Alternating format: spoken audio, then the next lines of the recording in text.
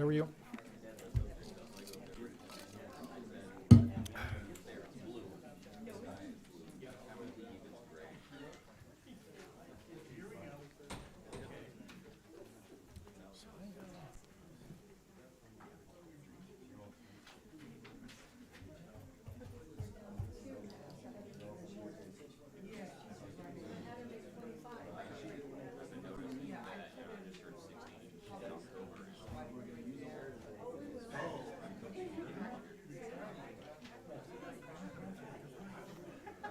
Hey, Matt.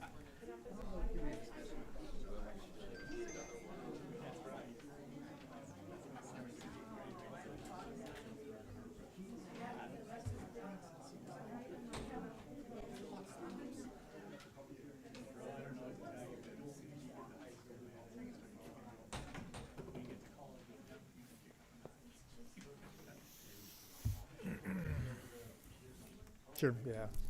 Everything's over here, so.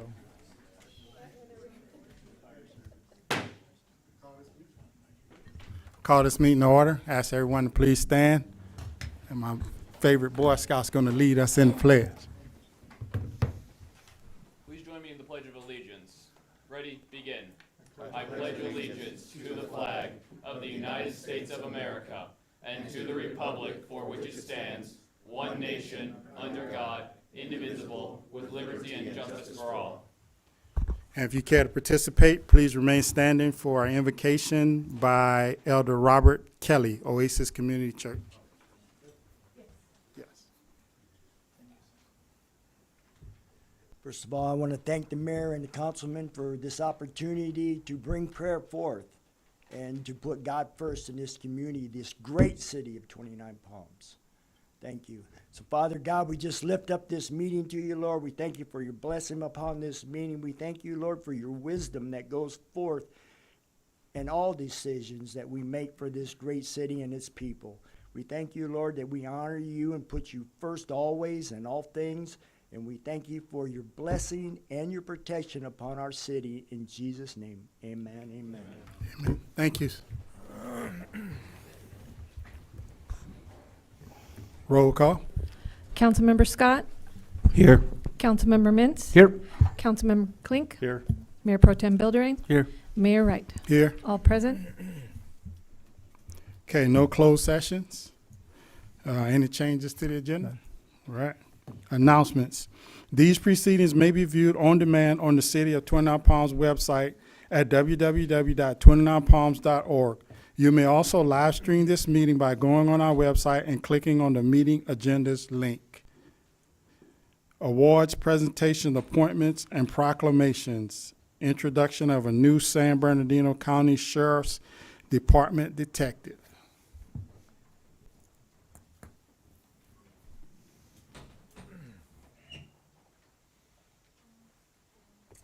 Good evening, Mayor, members of the council. I'm honored tonight to present to you your 29 Palms detective. First, with this very serious mustache over here, this is Shane Crowell. Yep. And fresh back from vacation, this is Alex Stembo. As you guys know, within the Sheriff's Department, you see lots of new faces up here, and especially at the detective rank. We draw from high-performing deputies all over San Bernardino County. So we are very blessed in this community to have 2 deputy sheriffs who have spent years and years at the Morongo Basin, excelled amongst their peers here at this station. No business owners, no residents, know our frequent flyers on the offender side of things and are very familiar with all of the deputies and all the protocols that we have up here in the Morongo Basin. So both Shane and Alex are assigned specifically to 29 Palms, so they really have a leg up on other new detectives who we traditionally get from anywhere else in the department. So if you remember earlier this year during a strategic planning session, you put a very high importance on public safety, and I talked to you about the need for a second detective. So this is the first time that 29 Palms has had a second detective. I want to thank you for your dedication to public safety and your faith in us, and these guys are going to work really hard for you. Thank you very much.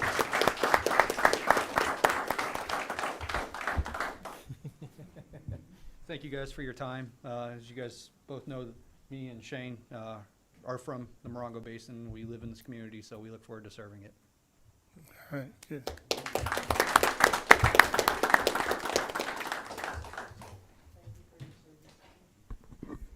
Okay. Council comments and reports of meetings attended. Councilmember. Davis. Yes, Mr. Mayor, thank you very much. I actually attended the East Valley Regional Steering Committee on Homelessness, and I had regular meetings with my constituents. Thank you, Mr. Mayor.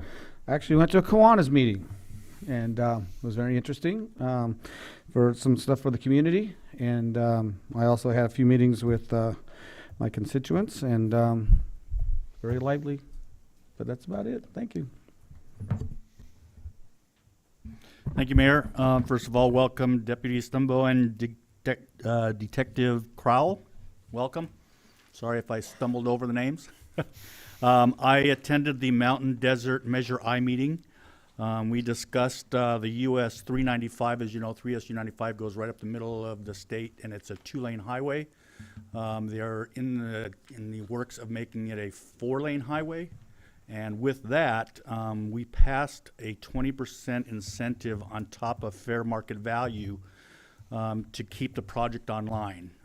It's to incentivize the owners that we will give you extra cash if you want us, if you can sell to us, so we can continue online and on time with our project.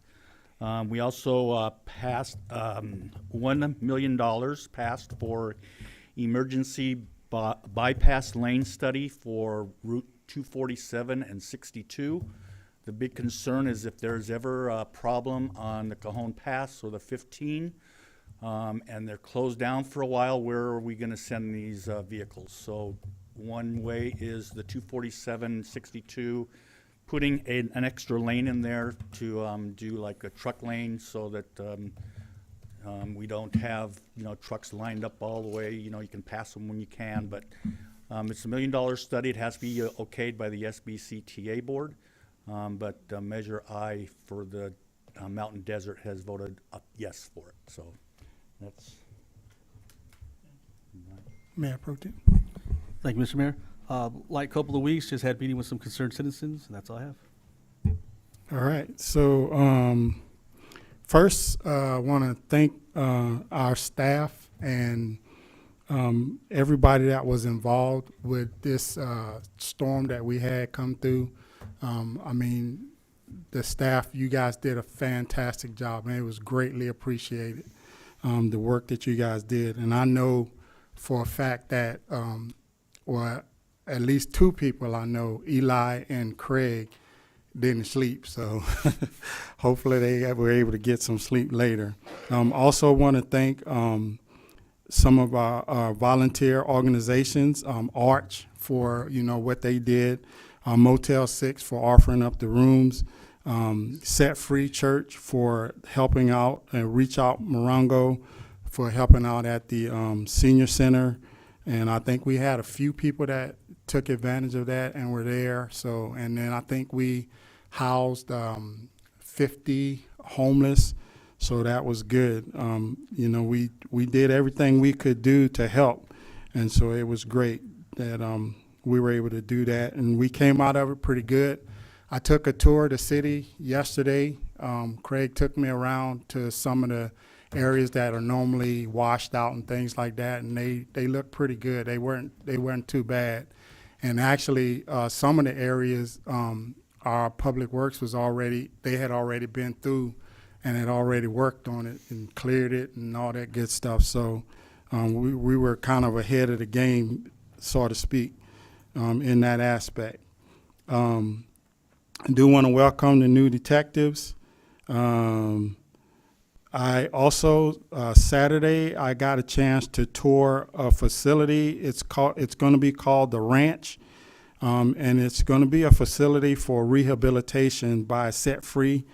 And they have a 3-phase program. So you come in the first phase, and basically that's, detox and all those different things. And then the second phase is preparing you for integration back into the community, as far as, giving you skills and things like that. And then the third phase is you actually going back out to the community and working those skills and things like that. So, and the facility it's secluded, but I mean, it was huge, and I think it's like 3 or 4 buildings, well, 7 buildings altogether out there on 8 acres. And so I think it's great, and it's needed for our community. So looking forward to that. Do want to also welcome the 2 new detectives, and hopefully they actually won't have a lot of work, but that'd be good. And then I want to wish Steve a happy birthday, because his birthday's coming up. And all my family members that got birthdays in August, wish y'all a happy birthday as well. So, Mr. Mayor, can you tell them what day your birthday is on? yeah, we have the same birthday, and exactly 10 years apart. I'm Should we all older. sing to him? Should we sing to him? Yeah, to Steve. Happy birthday to you. Happy birthday to you. Happy birthday, dear Stephen Mack. Happy birthday to you. Thank you. It was a day. All right. Mayor, real quick, we also had a star here. Mac was on KSQ1, I think, the Palm Springs station, and he did an awesome job. If you missed it, if you have a chance to look at it, they probably have it on somewhere, YouTube or somewhere, about what 29 Palms was offering when we had the storm, and he did a really good job. So thank you. Thank you. All right. Consent calendar. All matters listed on the consent calendar are to be considered routine by the city council and will be enacted by one motion in the form listed. Any item may be removed from the consent calendar and considered separately by the city council. The public will be given an opportunity to comment on consent calendar items prior to city council action. Anybody got any comments on consent calendar items? Okay, open up to the public. Anybody have any comments or questions on consent calendar items? Mayor, can you open up item number 3? You have a question? Yeah, Yeah, come up to the podium. And ask away.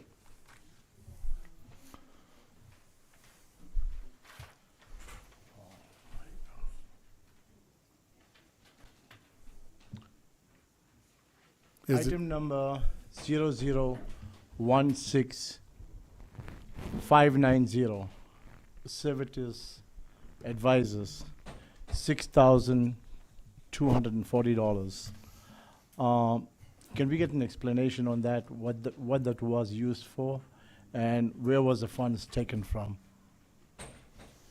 Yeah, so Mr. Mayor, members of the council, that item was to do the canvassing of the potential transition to the 94 law that has since been canceled, and that came from the T-bid funds. And was that spent after the last meeting where the council said that we shouldn't go forward with the study, or was it spent prior? It was spent after the last council meeting. Mayor, in fact, I mean, this is what I was talking about last time, that we need to revisit the 25,000 limit given to the city manager. In my opinion, as a stakeholder and a person that lives in the community, it's a waste of taxpayers' money, knowing that this thing was not going to go forward. $6,240 could have been used, at least for our homeless folks that are less fortunate. Thank you. all right. Anybody else? Mr. Mayor, members of the council, as you recall, during the meeting, there was some discussion about you wanted to know where the pulse was of the membership of the T-bid, right? And so I followed up with you after the meeting on that to make sure that that's where you wanted to go as far as canvassing, and you all agreed to that. So that was the discussion at the meeting to secure that. Mr. City Manager, I just want to note, for the public record, that I was not in agreement. So, Mayor, after we have the discussions here, do you have discussions on an item when the time the public's not here and I mean, decide on it? No. That's what I just heard. So as city manager, I could always check the pulse of individually. You guys can't collectively talk amongst yourselves outside of the meeting, but I could talk to you guys individually to get what your decision making is. Bring it back to council.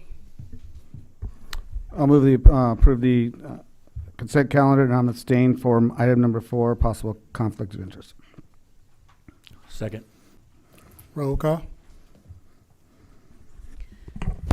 Councilmember Klink, Aye. Councilmember Mintz, Aye. Councilmember Scott, Aye. Mayor Pro Tem Buildering, Aye. Mayor Wright. Aye. Approved 5-0.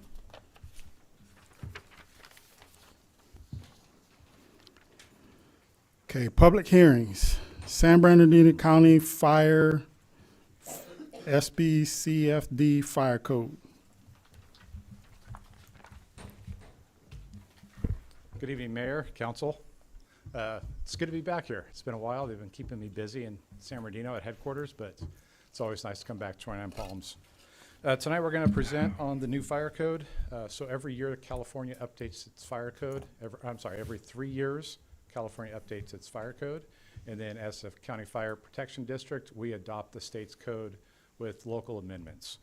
So I brought with us tonight Fire Prevention Specialist Mike Havens, and he's going to go through a PowerPoint and kind of explain what the changes are and how it applies to us. So thank you, Chief. And I'll stick around for any questions that Mike can't answer. Thanks, Chief. Mr. Mayor, City Council, thank you for having me. Mike Havens, I'm with San Bernardino County Fire Department, Office of the Fire Marshal. I'm in the Planning and Engineering Division, and I've got a couple PowerPoints to get through for everybody tonight. The State Building Standards Commission publishes the California Fire Code every 3 years. It contains regulations that pertain to fire-safe building standards, becomes effective throughout California 180 days after publication. San Bernardino County Fire Ordinance 23-01 was adopted and amended on February 20th, 2023 by the Board of Directors of the San Bernardino County Fire Protection District. After adoption, cities must ratify the ordinance through an official action for it to become effective. Pursuant to the Health and Safety Code Section 13869, the San Bernardino County Fire Protection District may adopt by reference the 2022 edition of the California Fire Code and may also make local amendments as necessary based on local climate, geological, and topographical conditions. Significant amendments to the 2022 edition of the California Fire Code that are included in the adopted ordinance based on local climatic, geological, and topographical conditions include next slide, please. Additional operational permits, battery storage, carryover from the 2019 ordinance, commercial cooking operations that carry over from the 2019 ordinance, commercial storage of pallets that carry over from our 2019 ordinance, additional construction permits, electrified security fences, plant extraction systems, smoke control exhaust systems, refrigeration systems, and dust collections. Guidance on the minimum specifications of road width, surfaces, grades, etc., to allow various types of fire vehicles to safely access roads. That carries over from our 2019 ordinance. Update to the mandated font size of the building address as visible from the street based on the size of the building that carry over from the 2019 ordinance, and clarified requirements regarding water flow when buildings a structure and the spacing of fire hydrants in commercial, industrial, multifamily developments. That also comes over from the 2019 ordinance. Updates the requirements of the fire sprinkler systems for buildings of 5,000 square feet or greater. That's also carrying over from the 2019 ordinance.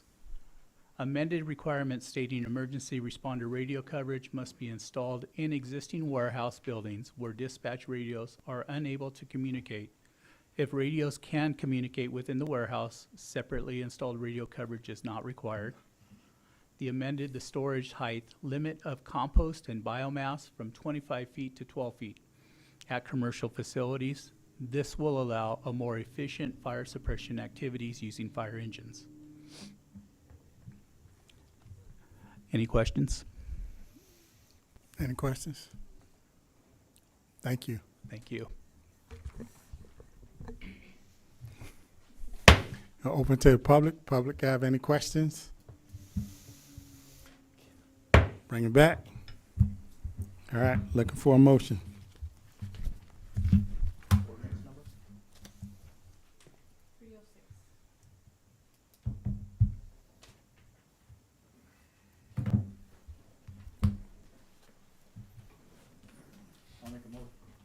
I'll make a motion that we accept the San Bernardino County Fire SBCFD Fire Code, ordinance number 306, and approve ordinance number 2301, adopting the San Bernardino County Fire Protection District Fire Code, referencing the 2022 edition of California Fire Code.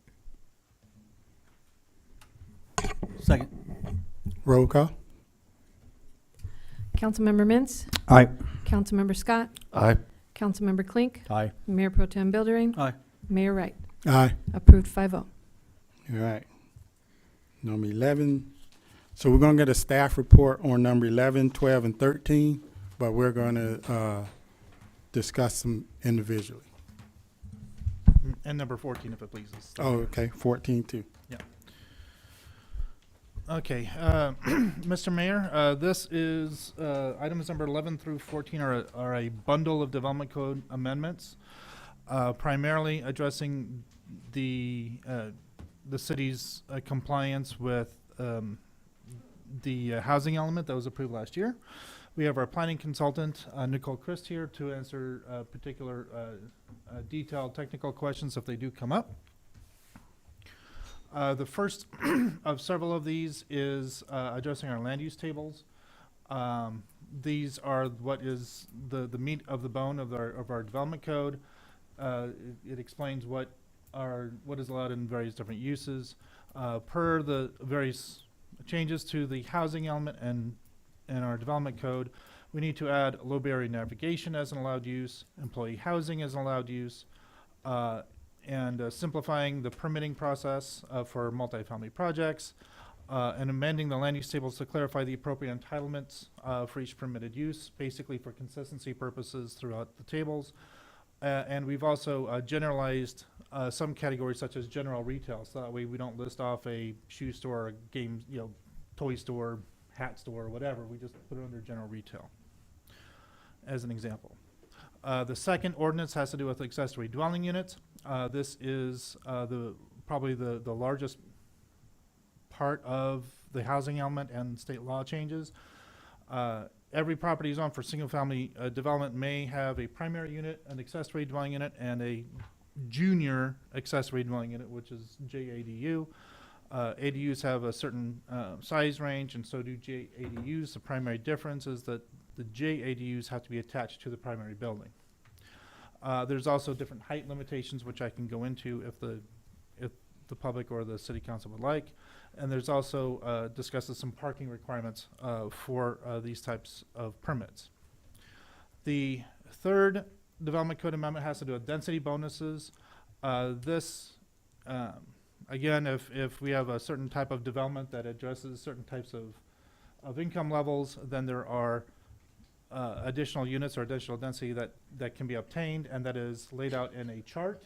It's not a clean formula. It's laid out in the chart as prescribed by the state. Community care facilities. This is another amendment.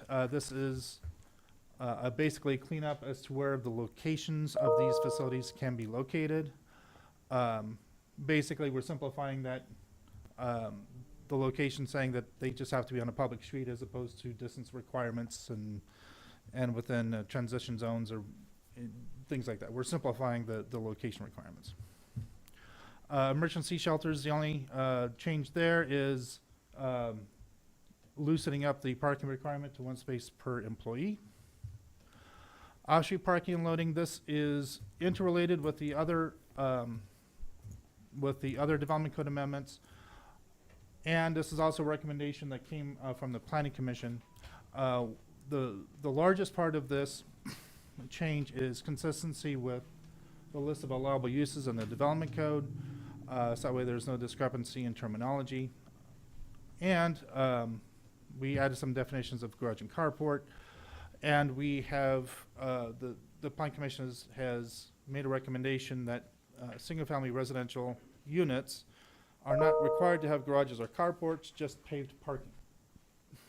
There was a little bit of inconsistency in discussion, so whether or not garages or carports are required or covered parking, the commission has determined that just paved parking is sufficient. And we've also clarified, neglected to put on here, that if a particular developer or applicant wanted to do an alternative surface for their parking as opposed to pavement, they can do so through a request to the Planning Commission, as long as they can prove that the alternative surface is sufficient for fire department and safety purposes. So, staff is recommending that all of these code amendments are exempt from CEQA, and we request that you introduce these ordinances amending the development code pertaining to these particular subjects that I just went over very briefly. And that concludes my presentation. Thank you. Any questions? We're going to start with number 11. Any questions for staff? Open up to the public. Any questions for staff? Okay. Bring it back. Okay, so we need to make a motion for each. Well, actually, I do have a question for number 13 and 14. Okay. Number 13, you said one space per employee for handicap Not for handicap. or it's just ADA. one- I'm sorry. Just revising the parking requirement to just one space per employee. Oh, okay, got it. And then number 14, do they give examples of alternative surfaces? That, we're leaving that up to the applicant to prove to us that whatever they're proposing is sufficient, because there are newer technologies that we may not be able to anticipate right now. Right, okay, So we're gonna leave it up to the applicant. okay, thank you. Now, Keith, when they come to the planning commission to ask to present that, they're not paid to do that, right? I mean, as far as, they just ask for if it's approved? We didn't get into that discussion, but we can make that determination that that just wouldn't be a public hearing, it's just a Right. finding by the planning commission. So there'd be no fee? Okay. Okay. Okay, so I'm looking for a motion for the first one. I'll move that we accept the DCA 2, all those zeros, 10, Article 2, and make it exempt from CEQA. I second. Roll call. Councilmember Klink, Aye. Councilmember Mintz, All right. Councilmember Scott, Aye. Mayor Pro Tem Buildering, Aye. Mayor Wright. Aye. Approved 5-0. Okay, number 12. Well, I make a motion that we accept DCA 23-009, accessory dwelling units, and also make it exempt from CEQA. Second. Roll call. Councilmember Klink, Councilmember Mintz, All right. Councilmember Scott, Aye. Mayor Pro Tem Buildering, Aye. Mayor Wright. Aye. Approved 5-0. Can I do all in favor? It has to be by motion, Okay. yeah. Okay, Do you number need to 13. open the public hearing to everybody for each one, or no? You opened it up. Did you open it up for all of them? Okay, Mhm. okay. Okay, I make a motion that we accept DCA 23-8, density bonus, community care emergency shelters, and also make it exempt from CEQA. Second. Councilmember Scott, Aye. Councilmember Mintz, All right. Councilmember Klink, Aye. Mayor Pro Tem Buildering, Aye. Mayor Wright. Aye. Approved 5-0. Thank you. All right, number 14. I'll make the motion in DCA 23-6, off-street parking and loading, and also make it exempt from CEQA. Second. Roll call. Councilmember Klink, Aye. Councilmember Scott, Aye. Councilmember Mintz, Aye. Mayor Pro Tem Buildering, Aye. Mayor Wright. Aye. Approved 5-0. All right. Discussion and potential action items. Designation of voting delegate and alternate for the League of California Cities Annual Conference. That would be me. Do you want me to read it out, or you just want to do the nomination? Oh, no, because it's going to be Joel and Danny. Let me read the background. Oh, okay, all right. Okay, so the Cal Cities Annual Conference and Expo is scheduled to be held in Sacramento, September 20th through the 22nd. Every year, the League of California Cities convenes a member-driven General Assembly. This General Assembly is an important opportunity where city officials can directly participate in the development of Cal Cities policy. The General Assembly is comprised of voting delegates appointed by each member city. Every city has one delegate. Then they also vote for an alternate delegate. These the delegate themselves, they represent our city and vote on resolutions. The city council must officially select a delegate and an alternate delegate in order for 29 Palms to vote on the resolutions presented during the General Assembly.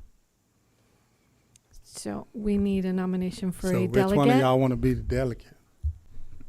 How many times you, I can, it's no problem. yeah, I might have I to nominate come later. Councilmember Klink then. All right, good. And Second. And the alternate delegate would be? I nominate Danny Mintz. Second. So delegate Councilmember Klink and alternate Councilmember Mintz. Yes. Everyone in favor? Aye. Thank you. All right. Thank y'all. Appreciate it. Sure. Okay, portable shower facilities. Thank you, Mr. Mayor. This is an item that was brought before the Housing and Homeless Committee. In fact, I know we've got one of the members of the Housing and Homeless Committee here. It was a request by Pastor Mike Matty at Shadow Mountain Church? Shadow Yeah. Mountain Church for the city to explore purchasing a mobile shower unit that would be operated and maintained by various different, as a service to the community and operated and maintained by the several churches around town. And the Housing and Homeless Committee voted to recommend this to the City Council in favor. We have, the total cost, I think, is $15,000, is that right? $15,000. And there are certain issues that staff had questions about, and if we were to, City Council were to move forward with it, we would work out these details such as maintenance and cleaning and supplies and that sort of thing. So we're looking for direction from the City Council on this.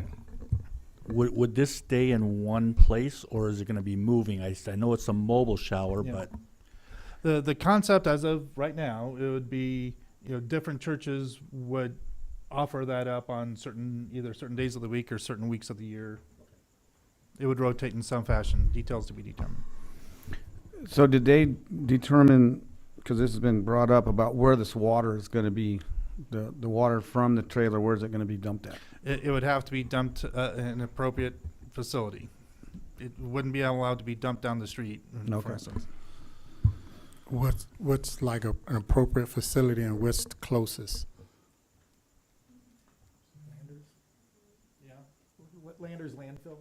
I don't know if the mobile septic pumpers can extract it, but that possibly may be something as opposed to them going clear to Landers. The mobile guys may be able to extract it, but we haven't talked to the pumpers though. Shouldn't be right, just like a porta john? Action, yeah, something like that. Because it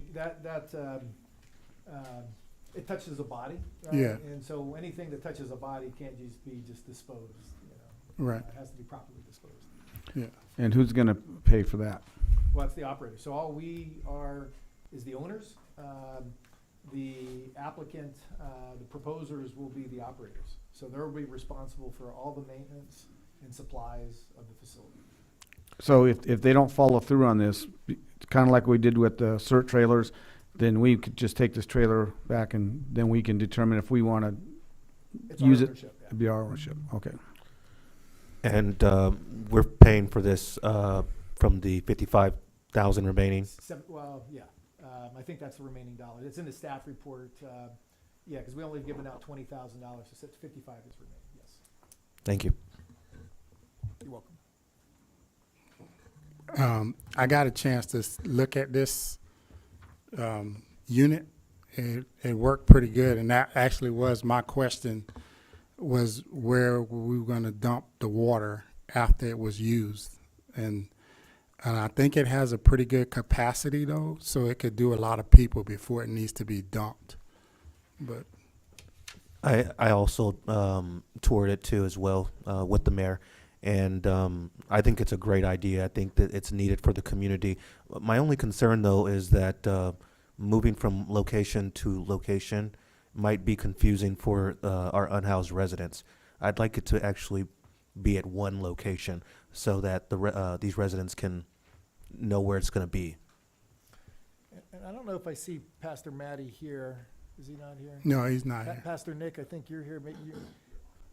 The pastor may have some additional details, right? Okay. Oh, yeah, I'm open to the public. Yeah, go ahead.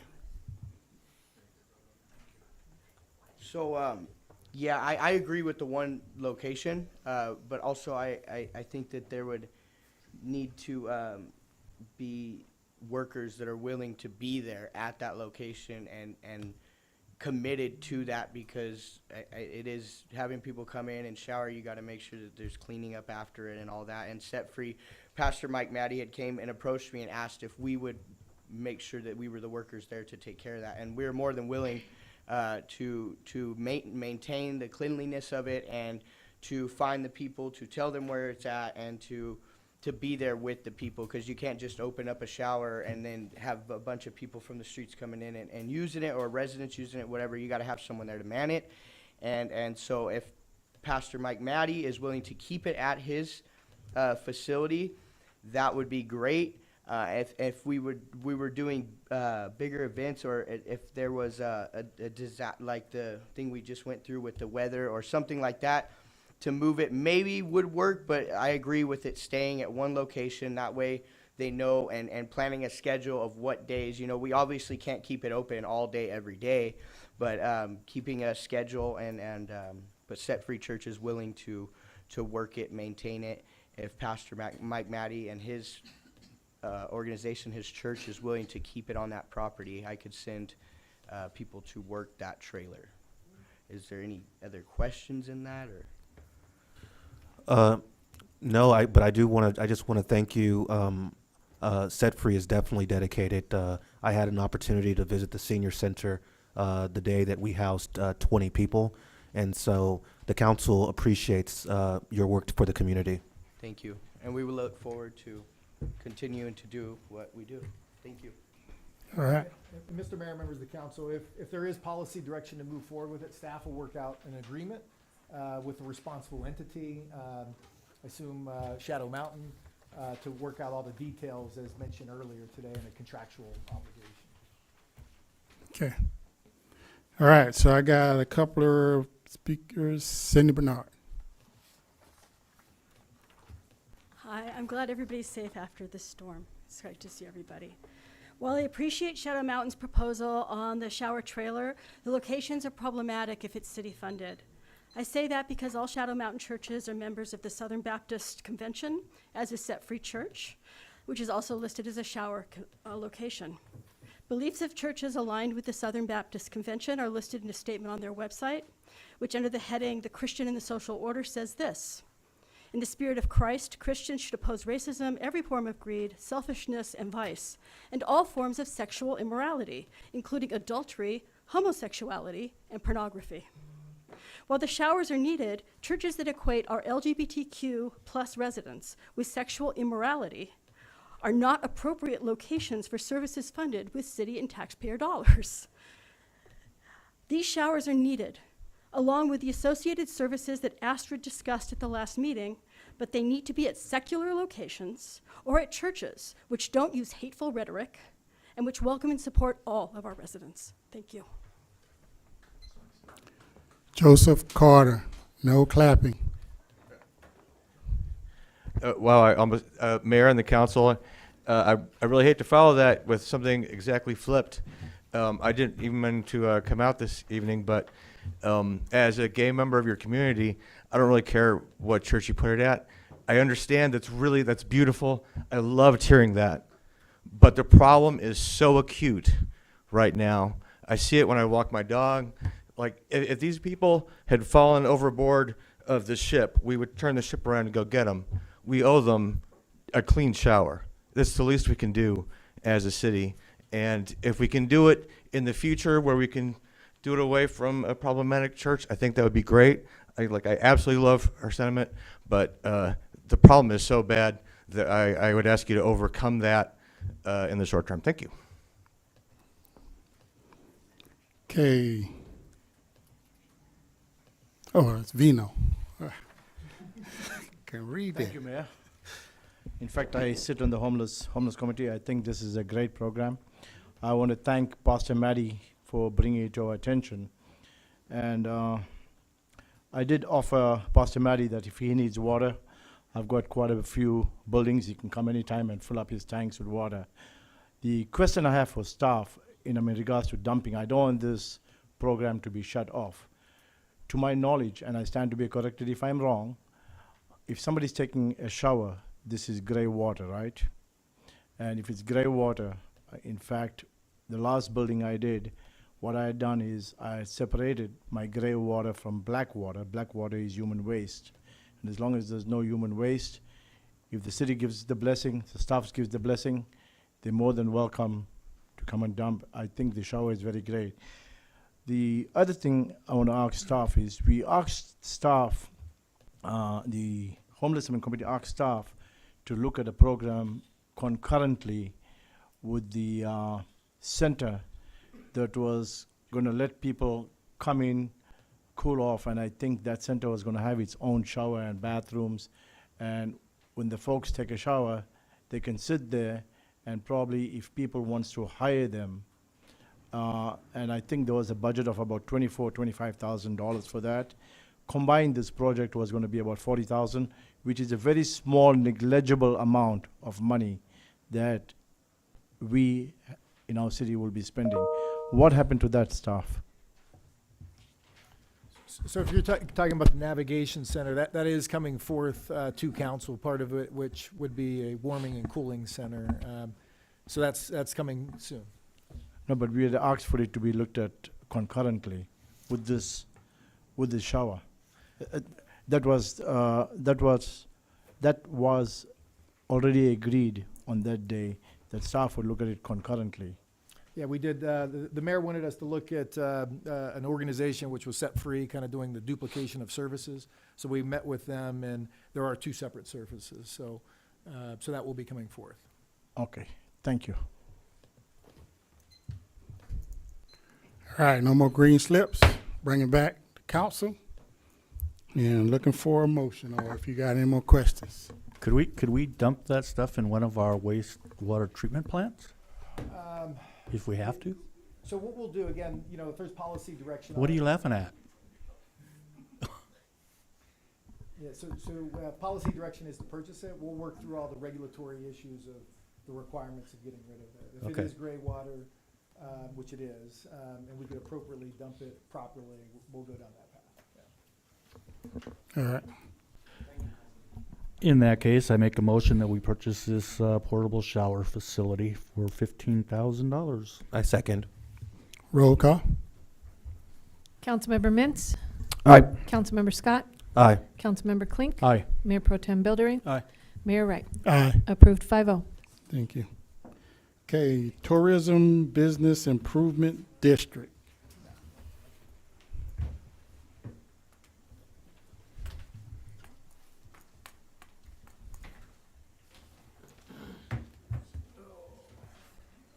Well, thank you, Mayor, members of the council.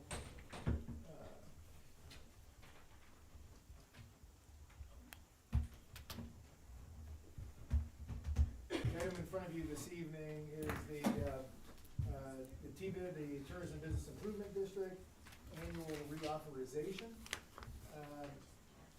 The recommendation from staff is for City Council to approve the TBID annual report and marketing plan and budget for fiscal year 23-24, and adopt a resolution confirming the intention to levy an assessment for fiscal year 23-24.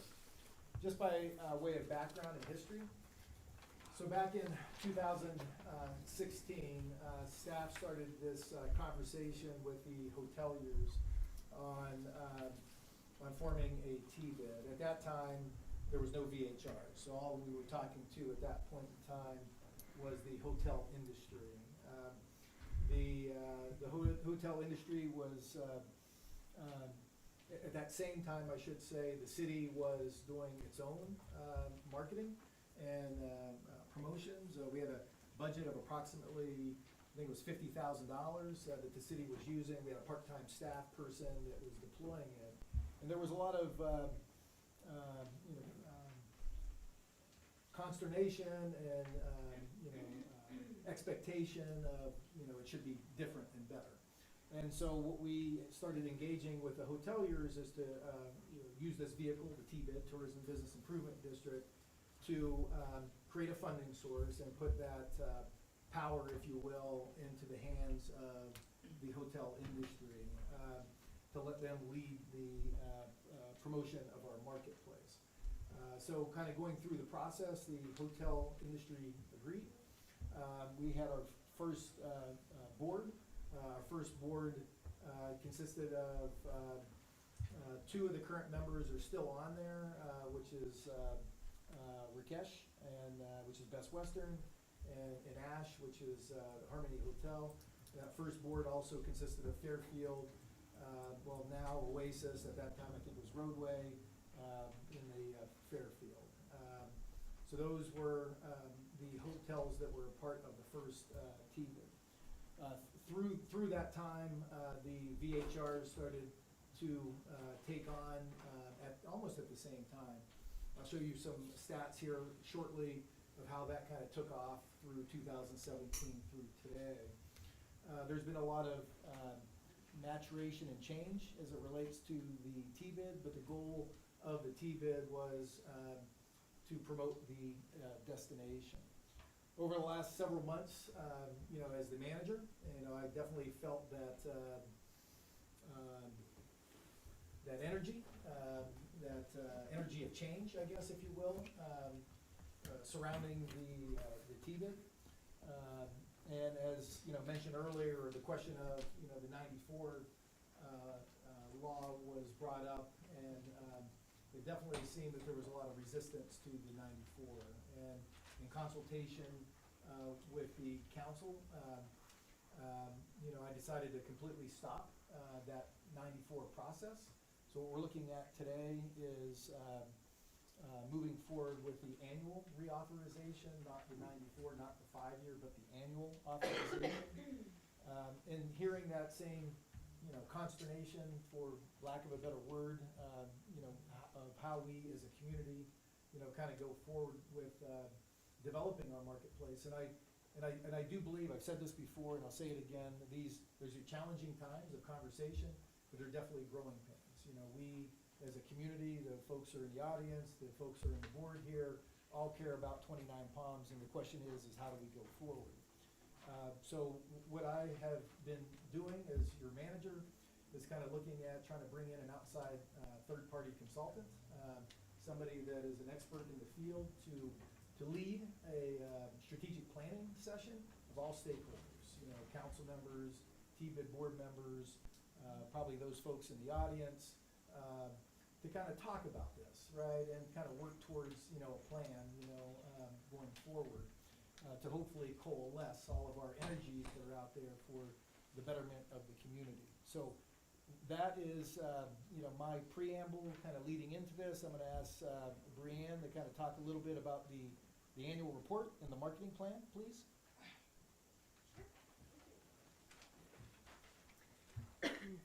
Would you like to open the annual report, or I can just provide a summary? Is it up on the? It would be your first attachment there. Yeah, no problem. Can talk us through it. So good evening. Thank you for having us here today. As Frank sort of touched on, and just to reiterate the purpose of our Tourism Business Improvement District, we were created by the group of lodging partners, created for those lodging partners, and are managed by said lodging partners. Our purpose here is really to promote growth in travel and tourism here in the city and promote the destination as a whole. So this has been our first full stable year following the pandemic. And I'd be happy to take you through some of the highlights as part of our annual summary report here. You can scoot ahead.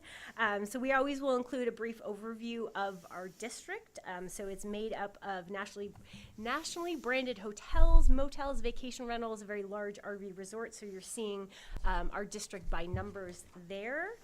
On the following page, always that overview in terms of what are we doing to attract visitors and to drive tourism. Excuse me, So- Brianne, sorry. Yes. If you gotta have a side conversation, take it outside, please. Cause this room, the acoustics is not good, so.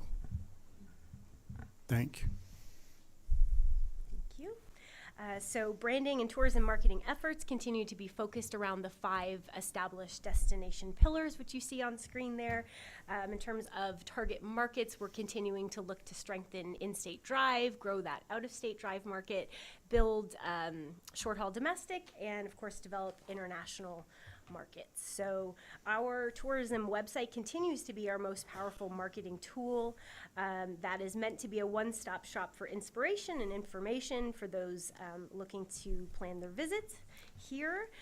So I'm going to share with you some of our results year to date. We're really pleased to see continued growth in total number of unique site users. So that's up 12% year to date versus year end last year. Page views are up 14%, and most notably the outbound lodging link clicks are up 20% as compared to last year. So that's one of our really important key metrics, those outbound lodging link clicks and getting interested visitors directly over to the Book Direct sites for our lodging partners. Before we go on, really excited to share with you, for those who are not aware, we have just launched a partnership with a really powerful web agency called SimpleView. We put out an RFP at the beginning of this fiscal year, spent a couple of months reviewing all of the proposals. Really thrilled to be moving forward with them to reimagine what our tourism site should be, and it'll have some really powerful new features for lodging partners. They'll have the ability to access their own business listings, control pictures, descriptions, amenities, things as such. And we'll have some really powerful tools as well through the CRM and the extranet, so all coming soon. We deploy on an ongoing basis paid search and smart display campaigns. So we've seen a year-over-year increase in our clicks with over 36,000. Our click-through rate saw a tremendous increase of almost 30%. So that's the number of people seeing the ads who are actually clicking. And we are well below industry average when it comes to the cost per click. So we saw an 8% drop over the last year. Leveraging social media channels. We're continuing to look for ways to connect with travelers and inspire them to plan visits to our cities. So we saw our organic reach increase by 14% versus previous year. Paid reach also up by 7%. Scoot ahead. E-newsletter, so delivering that inspirational content directly to people who have signed up and subscribed. We average a 39% open rate, 4% click-through, so also well above travel industry average. The earned media that we got through Visit California's road trip magazines with over 1 million copies in print is still circulating until that next issue comes. So that gives us pretty incredible exposure in the desert road trip itineraries. We're continuing to work with a really great video production team on original branded Visit 29 video content. We saw total views of our YouTube content up 38% versus previous year. And we are just about to launch a really beautiful new spotlight video on the National Parks New Visitor Center. Sponsored events is always a big part of our work throughout the year, so you'll just see a list of names there. We are proud to support and work with all of the major annual signature events in the area. We have put a lot of energy into advertising and growing our presence at both the Ontario International Airport and the Palm Springs Airport. So we were able to leverage a co-op opportunity with our partners at Discover Inland Empire for a 6-month run at the International Terminal at Ontario Airport, and we've maintained our presence year-round at Palm Springs Airport, which has generated over 8 million ad impressions so far this year. We continue operations of the City Visitor Center. We feel those in-person interactions are very valuable in terms of driving return visits and longer lengths of future stays. We've seen the foot traffic increase 22% over previous year, and some interesting shifts in terms of where our visitors come from. So we've seen European visitorship increase by 11%. Our Canadian snowbirds are back. We saw a nice 6% increase there, and also from some Midwestern areas in the US. And that really directly ties back to the increased air service that we're seeing down at Palm Springs International Airport. We were really thrilled to sponsor, to be one of the sponsors of the first ever Inland Empire Regional Tourism Summit back in March. That brought together 200 travel industry representatives and local buyers. You're seeing a picture there of Carolyn Batetta, the CEO of Visit California. So we gained pretty significant industry exposure there. I participated on the guest panel and had a chance to address the audience and share all the exciting news about what's new and happening here in 29 Palms. We also gained exposure at the U.S. Travel Association's leading inbound travel trade show called IPW in partnership with Discover Inland Empire. So you see some of our display there in their booth. And I guess we'll move right on to it in terms of looking at the impact of our marketing efforts. So what you're seeing here is historical quarterly results, which just again starts us off first quarter 2017 to current. So through the first 3 quarters of this year, the TBID assessment revenue has increased by 11% over previous year, and we project we will surpass $380,000 this year. From first year collection of $219,000 to surpassing $350,000 in year 5, we've seen revenue increase by over 60% since inception. And we have also, which is very notable, seen 12 consecutive quarters of year-over-year revenue growth following the COVID slowdown in our 1920 fiscal year. You're seeing there, just in sort of chart form, the growth from first year to projected year-end totals. Couple quick notes to share. When you look specifically at hotel performance here in our city, pre-pandemic, hotels generated $193,000 in TBID assessment revenue, and coming out of COVID, that increased to $219,000. Based on current tracking and projected year-end totals, hotels are looking to be up 12% versus pre-pandemic levels. We know our vacation rental inventory has quadrupled. Revenue contribution is more than 4 times higher than 2019. So what you see in terms of combined results there show that year-over-year steady increase and growth, which is the goal of our TBID.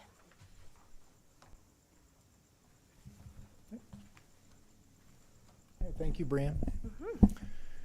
So I'd like to move into following up on that analysis. So as your manager, what I wanted to do, and I know this chart's a little busy, but I'll break it into some detail because I know there's been a lot of conversation and questioning about how is our market done, and VHRs and the TBID came in relatively the same time.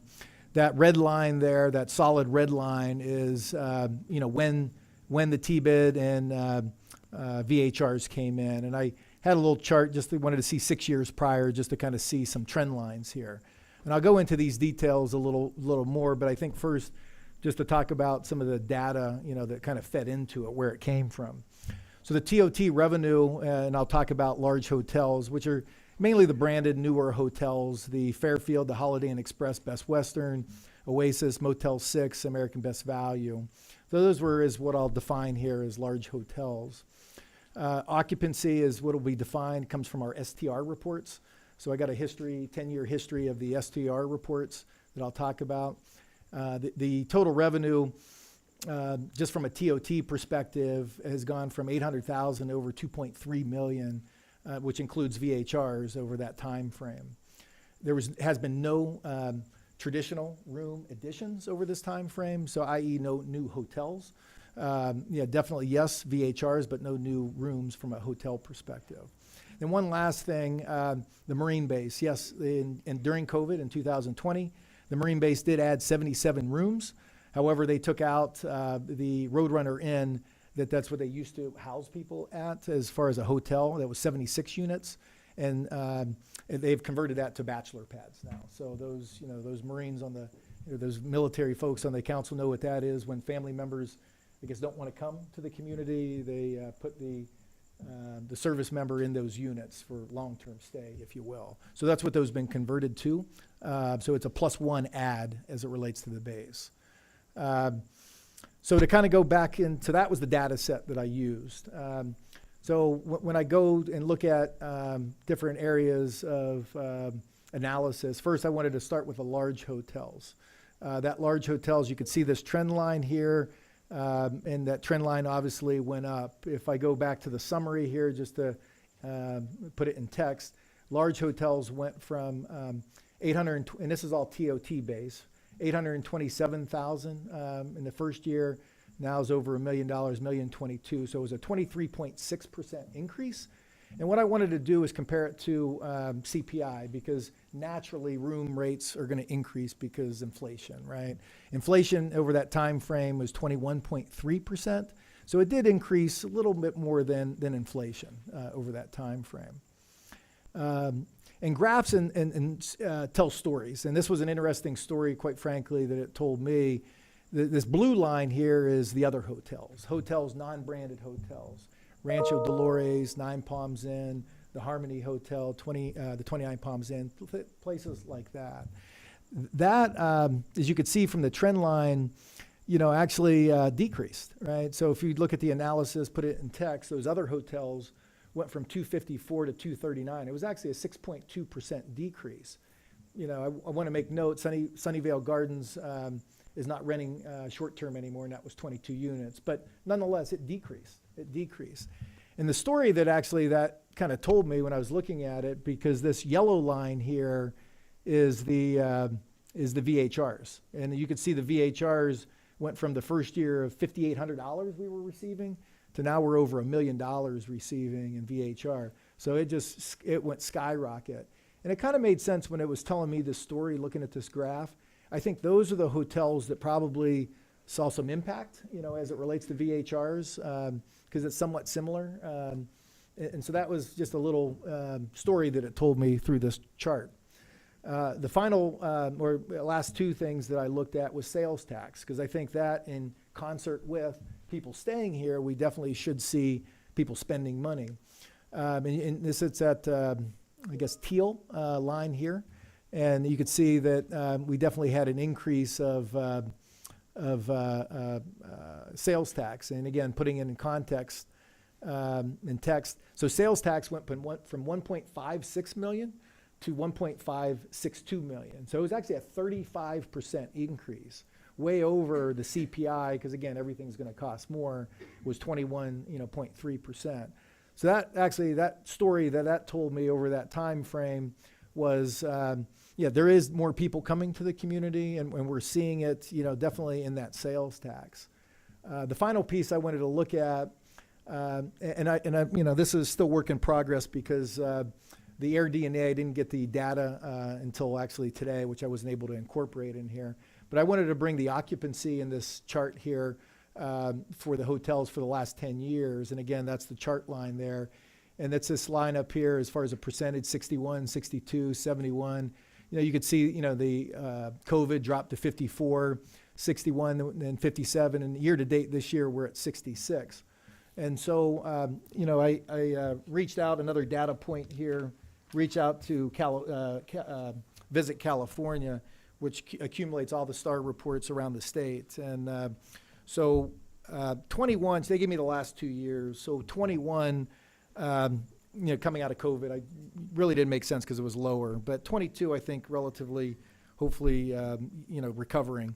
So California as a whole is 67.2% occupancy. The California Desert Region occupancy is 61.7. So that just puts it in context there. So that's everything as it relates to, the city data, putting forward for context of two things. The T-bid and the VHR is all relatively the same time frame. The next thing I want to talk about from a from a fiscal perspective, two things. On your table there, you have the budget. It's an amended budget. For the public, there's an amended budget back there, but I'll illustrate. There's 4 lines that have changed. Legal services and contract services has been zeroed out. That originally, was part of the T-bid budget as they were looking to migrate into the 94. But we don't need those dollars any longer, so those have been zeroed out. Then also on the top line for reserves only is taking out $120,000, which is events. That's it. So that is the only number coming out from the reserves is the events. Then finally, there was some miscommunication, and I'll take responsibility of it because I didn't attend the last T-bid meeting. The T-bid board recommended that there was a full-time person added to the budget. So right today, employment-wise, we have our director, Brianne. Then we have a part-time person that works, but they made recommendation to add another full-time person with benefits. And there was a miscommunication, and I'll take responsibility translating that to accounting, that it was only part-time dollars in there, okay? So you could see that salaries numbers went up to 139, at 139. And then the benefits, actually health benefits came down to 31. So there was a change in there in those 4 lines. I just wanted to point that out. That part-time person, just so the council, or I'm sorry, the full-time person, so the council has a perspective of what that means. Salary, 41, about $42,000 plus benefits, almost $16,000. So it's almost $58,000 all in for a full-time person, which is not employed today. I just want to make sure the council is completely aware of that. Then finally, reserves is the other topic that I just want to address and put some perspective on it. So yes, as of current, as of the end of last year, it was $518,000 was the reserve balance, the savings, if you will, leftover monies. And just to give a perspective of it, so the first year the T-bid went in operation, they put in the bank $132,000. That first year, they were just getting off the ground, really didn't have staff, didn't have no systems in place, so there wasn't a lot of spending in that first year. So right off the bat, that first year went to $132,000. The next 2 years, they, about $60,000 per year they were putting in as reserves. So the next 2 years, they had more revenues than expenses of about $60,000. 2021, big year that kind of popped in the reserves, which was $123,000. The T-bid board, like the city council, got real reactive to COVID, not knowing where the world was going to go, and cut expenditures pretty quickly, and revenue kept going up. So it was a perfect storm, if you will, on reserves. So it shot up reserves on that year, $123,000. Then last year, too, dropped in another $140,000 in reserves to get to that 218. Partially on that, just to explain that from a manager's perspective, a conservative manager's perspective, and I do this with the city budget as well, was very conservative with TOT revenue as it relates to VHRs. I was not sure where the ceiling was going, right? So each and every year, by way of example, if we had $500,000 of TOT revenue from VHRs, I was saying that this has got to be the cap. And so we were budgeting for $500,000 and it would come in $700,000. And the following year, I'd say, okay, this has got to be the cap. So I'd stay at $700,000, it would come $900,000. So it was a constant reaction, and that additional revenue ultimately went to, reserves. So that's how that accumulated through that time frame. So that concludes, I think, all the things that I wanted to present, and I'd be happy to answer any questions. Any questions for staff? Yes. Mr. City Manager, you stated that there, what was the average occupancy rate for the state of California?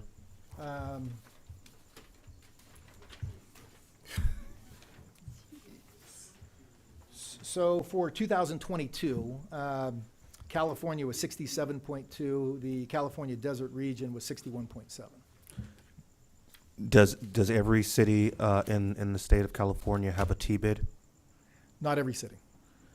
So then it'd be safe to say that we can't really compare ourselves to the state when we actually have a T-bid that's supposed to be moving our occupancies up. And we have a natural draw, a national park. We spoke earlier, and you pointed out that Palm Springs for this month, can you remind me again? Yeah, so we pulled out the Visit California gave us by month. They didn't, give us cumulative. And, you and I asked, we wanted to look at Palm Springs, and I think it was the month of April we were looking at, and they were in the high 70s in April. Thank you. Sure. Okay, any more questions? Okay, I'm gonna open it to public, and I'm gonna read a statement first from Ann Cogden, VHR number 001, President, Sky's the Limit Observatory and Nature Center. Mayor, I'm actually sorry to interrupt. We have questions on the budget that was posted on the agenda. Can we ask some questions on this budget, TBIT budget first? Yeah, I open it up to the public, but I'm gonna read this and then you can ask your question. So we'll ask questions, but that won't be considered as a 3-minute time that we have to talk, right? Because we have Okay. questions on the budget. Okay, yeah, it's gonna be considered 3 minutes. It won't be considered? It will be. So what's your question? No, I have a lot of questions in this budget that I need to ask staff, and I don't want staff to think that I'm actually attacking them. I have questions. So I'm gonna ask questions on the budget first. If they could put up the budget on the screen, please, so the public can see it. So, yeah, let me read this first, and then you're gonna have to get them in 3 minutes. Then I wouldn't be able to tell my real story about it because I have any questions on the budget. In fact, when the time you put things on the agenda, Mayor, aren't we allowed to ask questions on the budget? Other times we are. Why this time? I did. I opened it up to the public, so let me read this. And when we open it up to the public, I read it all the time. There's a 3-minute time limit. That's fair. I think, Mayor, there's a slight confusion. If you put up the budget, I should be able to ask questions on the budget. And we should be allowed the 3 minutes later, not in my 3 minutes asking questions, because all these questions I have on the budget cannot be answered in 3 minutes. Let's be fair to the community. Okay, well, let me read this. Thank you. Okay. I would like to commend the TBID for its successful campaign, Meet Us Under the Stars. The overwhelming influx of tourists for the predicted meteor shower on August 12th was just the most recent evidence that 29 Palms and Joshua Tree National Park are well known as destinations for viewing celestial events. Sky's the Limit Observatory and Nature Center hosted monthly night sky programs. We do not advertise these programs at all, especially not on social media. The only way visitors know about them is via the 29 Palms Visitor Center and the National Park Visitor Center. Still, crowds for these events are normally 150 to 200 people per night. The visitors are not locals, but are from across the country and around the world. TBID is a sponsor of the annual Night Sky Festival in its 8th year this October. The 500 tickets always sell out early, and there's always a waiting list. The point of these facts is that the marketing campaign promoting astrotourism is definitely contributing to the local economy. I suggest this campaign could use even more support from the community in terms of curbing light pollution and emphasizing the preservation of dark night skies. We have a scarce resource here, and we should encourage TBID to continue promoting it to draw visitors to 29 Palms. Thank you. All right. Ask your questions. Do I direct this to the TBW director or on this questions, on this line? No, you're directing it to us. You're gonna and answer these staff. questions, Mayor? Mayor, can you tell me that, this 560,669.49, was that an income? It shows in the reserve balance. So I'll write all the questions down and answer them at the end. Okay. Next question. Okay. So where did this, reserves come from? And then I see on the revenue section, you moved the reserves there. And if you look, Mayor, total revenues, you added that 158,000 from the reserves, showing it has total revenues 513,858. I'm wondering what kind of accounting is this? On the salaries, I see from 86,000, it went to 121,170. That's a 40% increase. Can we get an explanation on that? I would like my questions answered as I go through. Is that possible? Because I don't have a memory like probably the city manager. I'm writing it And down. then on the health benefit, it went from $15,914 to $40,505. Item number 6244, miscellaneous expense. It went from $1,226 to $5,000. Can we get an explanation, what does miscellaneous expense consist of?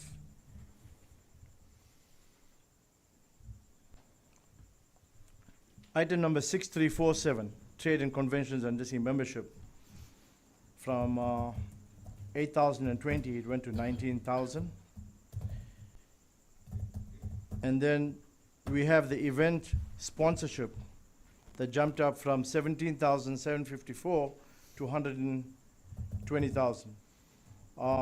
Do we have a list of events that's going to take place that we have this amount budgeted? Or is this just a thumbs up number that you threw in there? If you look at items number 6343, 6344, 6345, item number 6347, 6353, 6356, and 6371. It's equal to $267,000 if you add all those combined. Is all those items I called out outsourced, or is it done in-house? And if you look at the cost of the first 5 items on the expense line, Mayor, is equal to $156,000. So if those items I mentioned is outsourced, why is our labor cost that high compared to outsource, and we're spending almost 55% of our budget just in labor costs?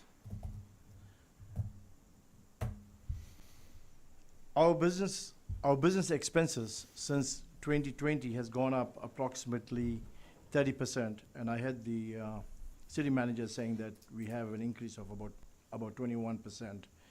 Let me get some of the answers on these questions I asked before I ask my further questions.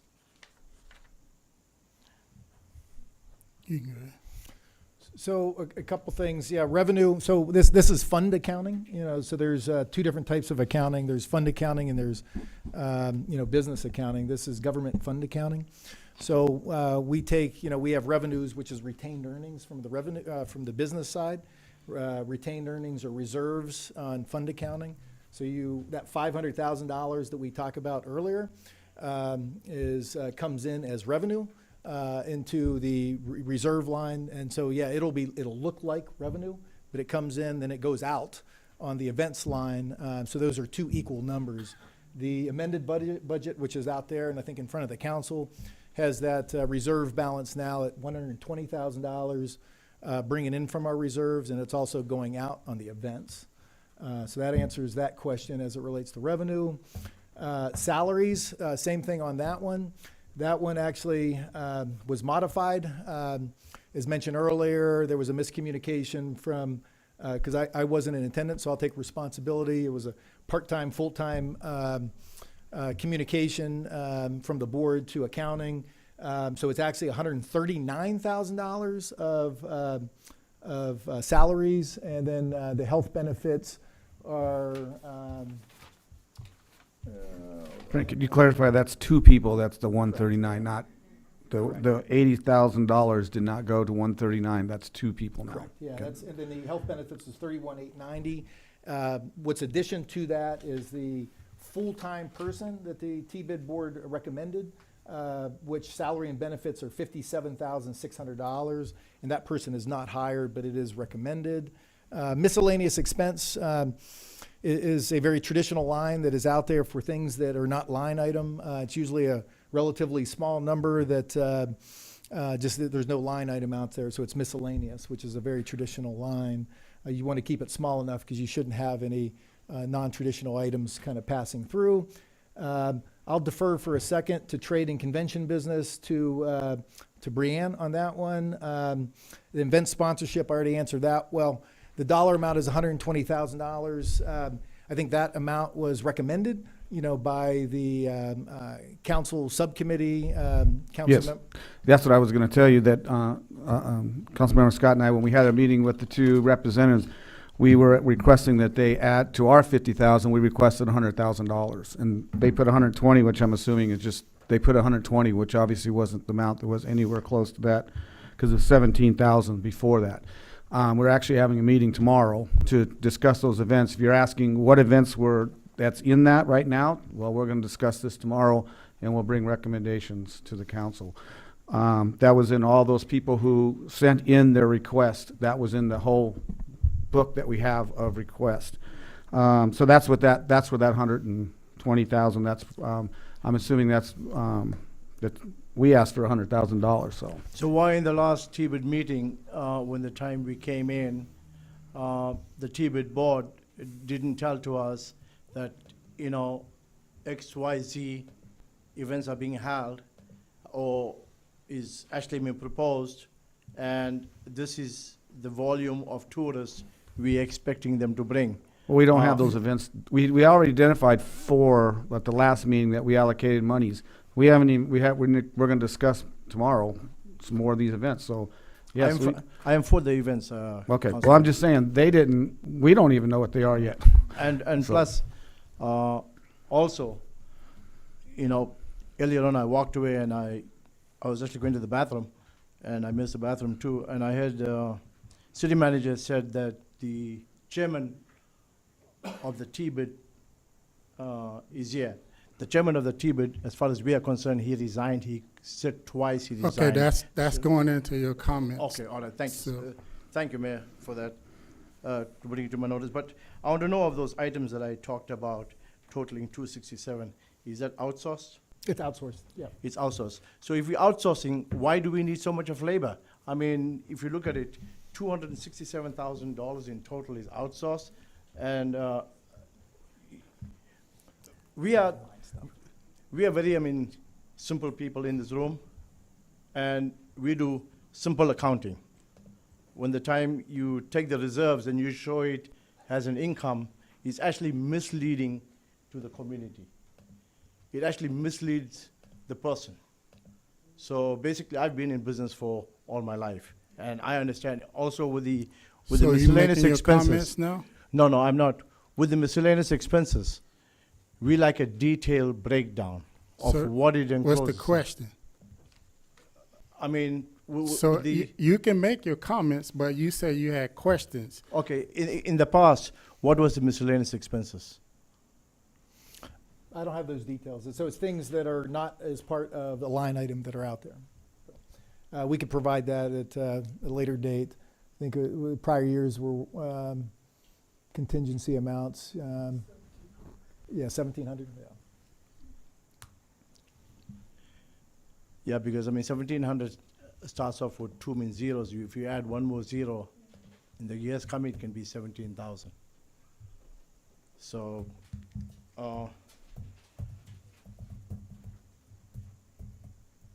okay, I'll go ahead and reserve my comments later. All right.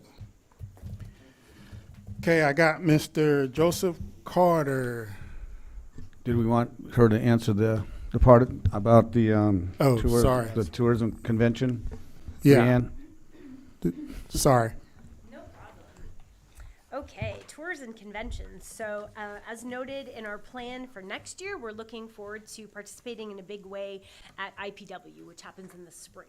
So as opposed to our strategy this year, where we're going in as a partner and maybe have a pop-up banner and you know, some printed display material, we're looking to have a much bigger presence at that. And we're also hoping to, or planning to host what's called a post-IPW FAM tour. I think some of you may remember prior to the pandemic, we hosted a post-IPW FAM tour at the Wheelhouse. Welcomed 30+ travel writers and tour operators, and that is a really great strategy to give people firsthand experience of what the destination in the city is like. So that is not cheap to do, which is why you'll see a large amount of money allocated in that category for next year. Thank you. You're welcome. Okay, now, Mr. Carter.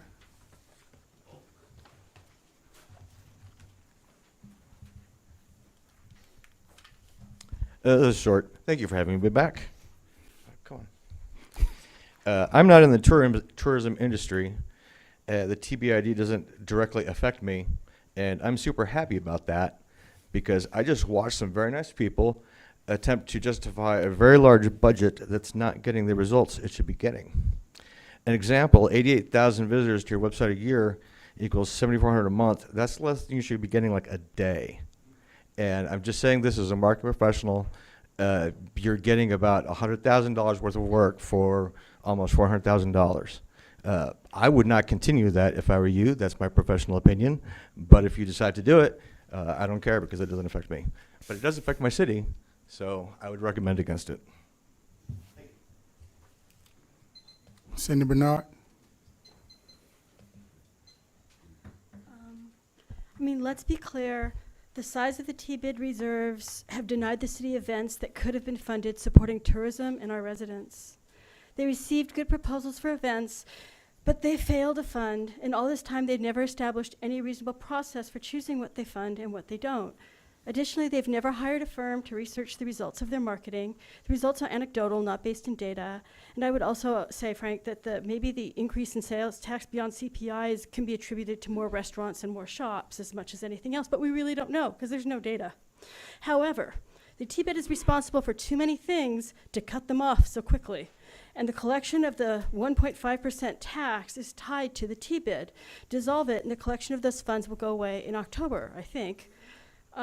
Is there enough in the reserves to float the expenses until the ordinance is changed, a new district with broader business representation is formed, or a ballot measure increasing TOT is passed? I'm not sure.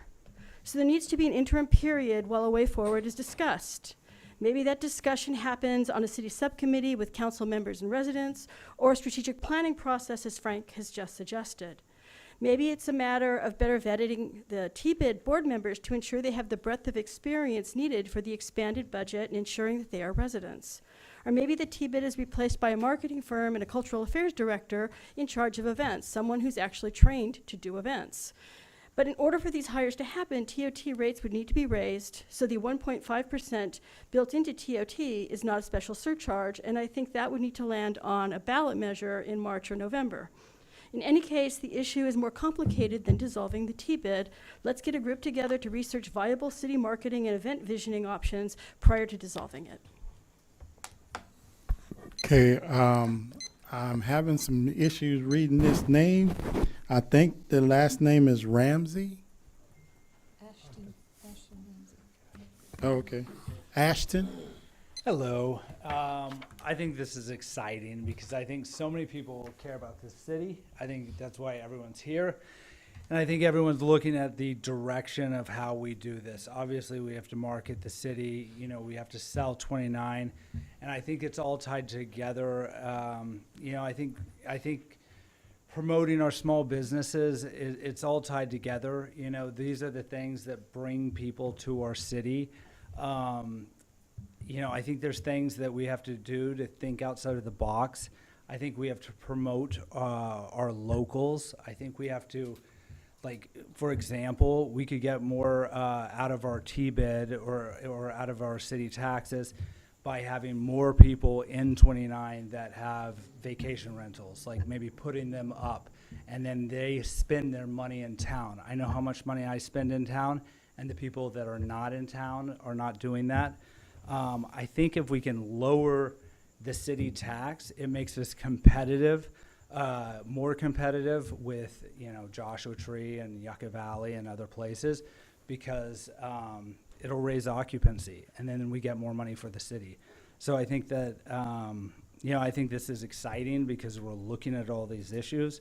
And I think that we have to just keep thinking long-term, and how do we promote this city with unique businesses that bring people back, that excite the city. Thank you. Okay, next I have Charmaine Nathara.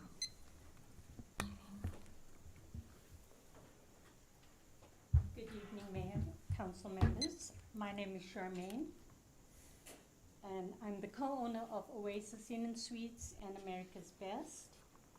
Our operations have gone down by 30%. And since 2020, and our rates have not gone up.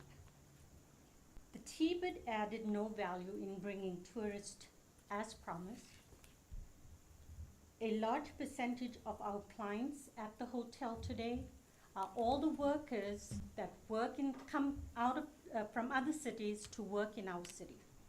And lately, what I've been seeing at the hotel are vouchers from the San Bernardino County, where we are housing homeless recipients. We have given T-bid a 5-year experiment, and I think it has to be over. 5 years is a long time with no results. We want T-bid abolished. Please listen to us as stakeholders in the city. We've been here for many years. We've been very patient, and duplicating what T-bid does basically is duplicating the same things that the hotels do to market the properties. And while I'm absent from these city council meetings, T-bid meetings, my very proactive husband comes here and pounds every Tuesday or whenever these meetings are being held. And believe me, I get feedback from him. The very last meeting he had with our mayor, and he asked our mayor, what is his vision for the city?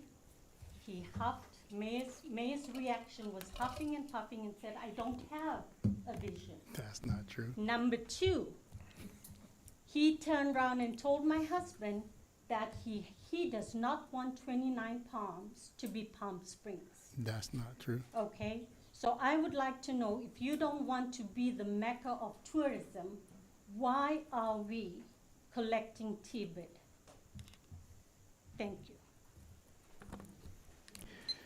Next we have Yashwin.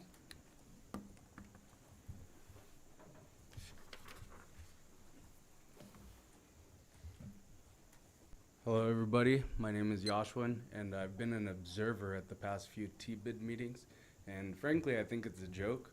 We talk about hiring more people when simply a information kiosk could do the same job, and that's a one-time expense, you know. People my age these days don't typically care to go into your visitor center. We just look it all up online, get the info we want, and then go have fun. We're not gonna go have fun in your visitor center. It's a big waste of time and money. I doubt that the T-bid attributed to God's meteor showers, you know, the event that was advertised on the news nationally for people to come here. You guys mentioned revenue increases post-COVID. I would hope so. You know, everyone was on lockdown for COVID, and then we were all let out of our house arrest, you know? And so, yeah, we wanted to go outside and do stuff, so that's why our revenues did increase. We were all on quarantine, remember? And you guys showed views and clicks and cost per click and click-through rate, but you did not show us a cost to convert. So cost to convert is one of the most important metrics in online marketing. And what it shows you is who's actually coming here after they click on your ad. And usually, you know, your 33 cents cost per click, but your cost to convert may be $50. So there was no data shown to us on who's actually coming here or whether they're just looking at us online like it's YouTube and then never coming here because you showed them everything online with all these broadcast videos and YouTube videos, right? Yeah, that's all I have to say. Thank you very much. Okay, next we have Nadia.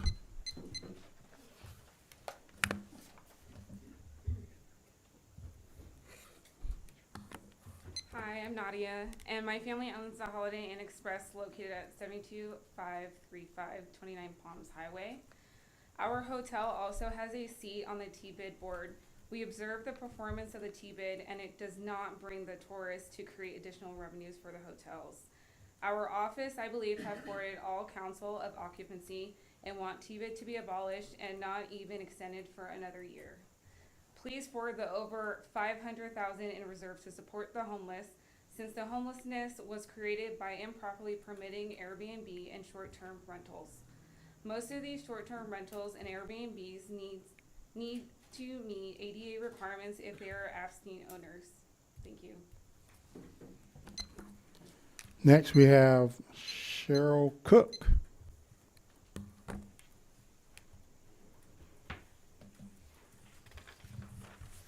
Hello. My name is Cheryl Cook. I am presently the AGM for America Best Value Inn. In 2019, I worked for Harmony Hotel for 1 year. I also worked for Sunnyvale Garden Suites for 2.5 years. I have worked in 3 different hotels as staff, and I mainly catered to people who came to work here in 29 Palms and also the welfare vouchers. I believe that Sunnyvale Garden Suites is now a low-income apartment complex due to the lack of tourism business. I am in the opinion that the T-bid should be abolished because of the 1.5% taxes being taxed out of existing guests in the return here to work, not tourists. I worked today from 7 to 3. I started off with 23 check-ins. All of them were, well, I'm sorry, not all of them. 21 of them were returning contractors that work here or on the base or around the town. I ended up having checked in 31 rooms, and the rest of those were also contractors. 98% were contractors here to work, not vacation. They are the ones paying the tourism tax at this time. Most of the guests look at me puzzled if I mention 29 Palms Visitor Center. They don't know what I'm talking about. So, to me, that's my opinion and how I feel about the T-bid. Next we have Jessica Dickler.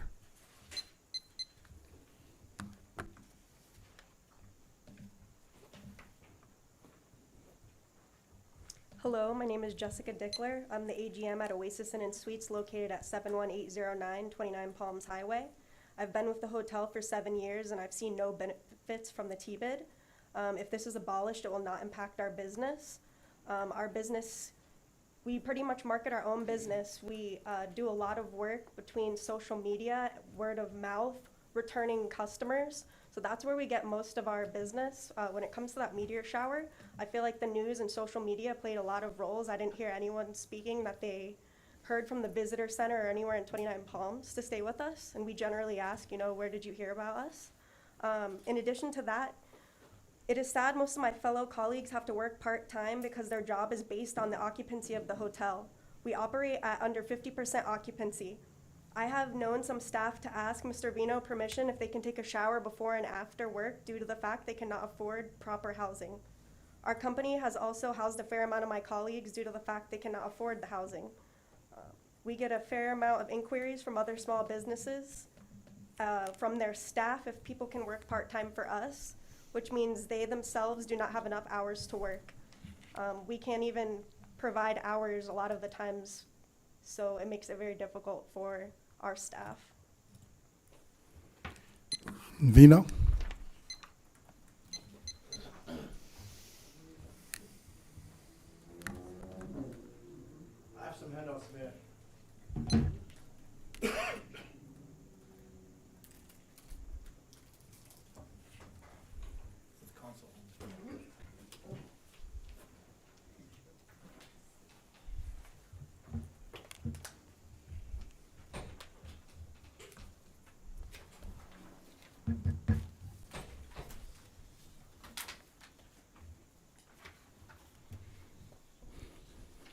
Is my time ready to start?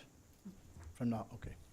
Mayor, we were promised by the city manager, you, and another council member, that if the T-bid is not working, we can get rid of it. City manager has failed to keep his promise. I hope you don't. The El Rancho Motel, the Nine Palms Inn, the Motel 6, the Holiday Inn Express, the America's Best Value Inn, the Oasis Inn and Suites, all signed the petition in front of you. They want to abolish the T-bid. Councilman Danny Mintz, I'm sure you can see that this is not just Vino saying this. T-bid is not working. Plus, the Holiday Inn Express, who serves on the T-bid board as a member, is saying the T-bid experiment time is over. The whole T-bid entourage, plus the director, needs to go. Give the money in the reserves to the 19 event holders. Let's see what they can do for us. Depending on who attracts the most tourists, the hoteliers, including business people, will fund these events that bring tourists. The law is, if an Airbnb or STR is owner occupied and rented out, the property does not need to comply with ADA law. But if it's an absentee owner and 100% rented out, that house need to comply with ADA law, including parking. Our city officials and staff has permitted a lot of them improperly, creating a major liability for our city. This improper change of use has created a move over of TOT. Our city has hotels, and we need to take advantage in trying to fill up those empty rooms. And we need to look at the ADA compliance with all those vacation rentals that you'll have improperly permitted. Thank you. Next, we have Patricia Knight.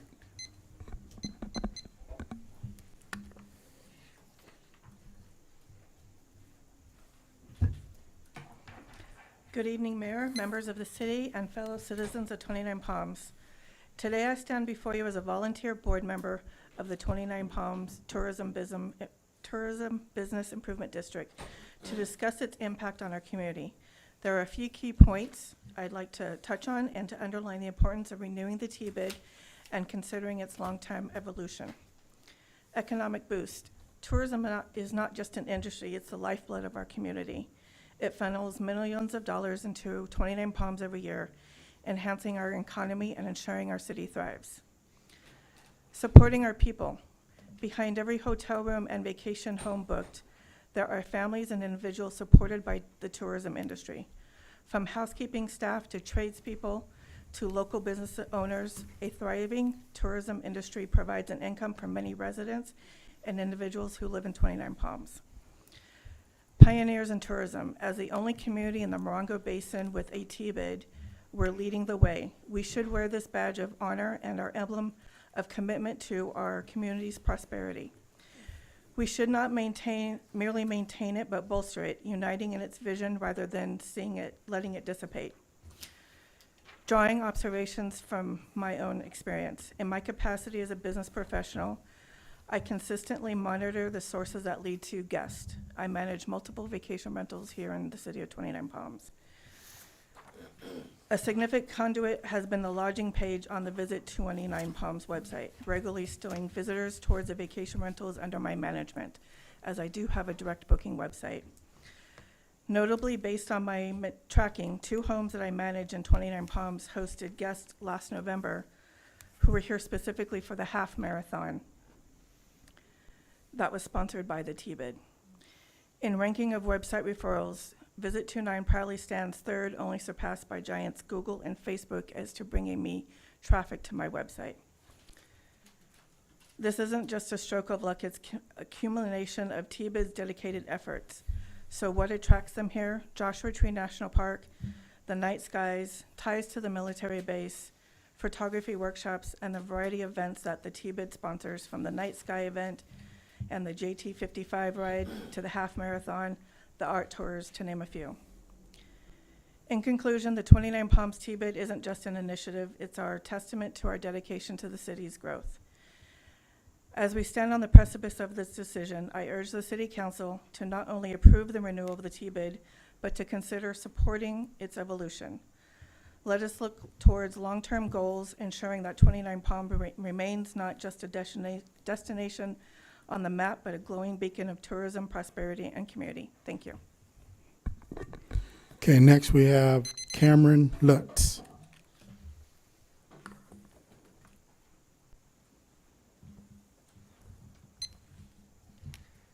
Hello, my name is Cameron Lutz. I used to work for Desert Beacon. It's a short-term rental company. Yes. I used to work for Desert Beacon, a short-term rental company, and I used to help manage their Airbnbs. They used to be very slow and occupancy was very low. Now hearing that Desert Beacon is closing September 1st, I am saddened. I went from a full-time employee to a part-time employee, barely making enough to pay my bills. Now I work at America's Best Value Inn, and I am a part-time employee, barely making enough to live on. My hours depend on the hotel's occupancy, and it is not fair for the employees. In closing, I believe we should get rid of the T-bid. Thank you. Okay, next we have Ruby. She left. Okay. April Ramirez.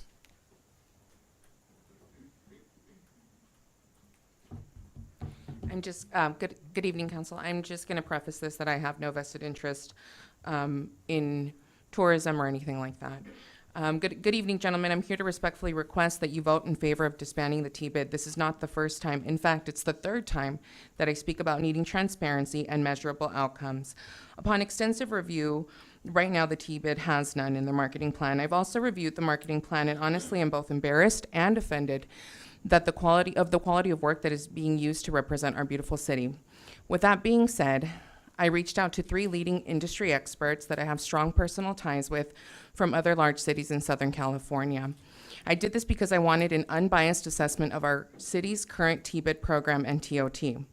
The one thing that all 3 experts unanimously agreed on is that there needs to be a clear separation of powers between the city and the T-bid.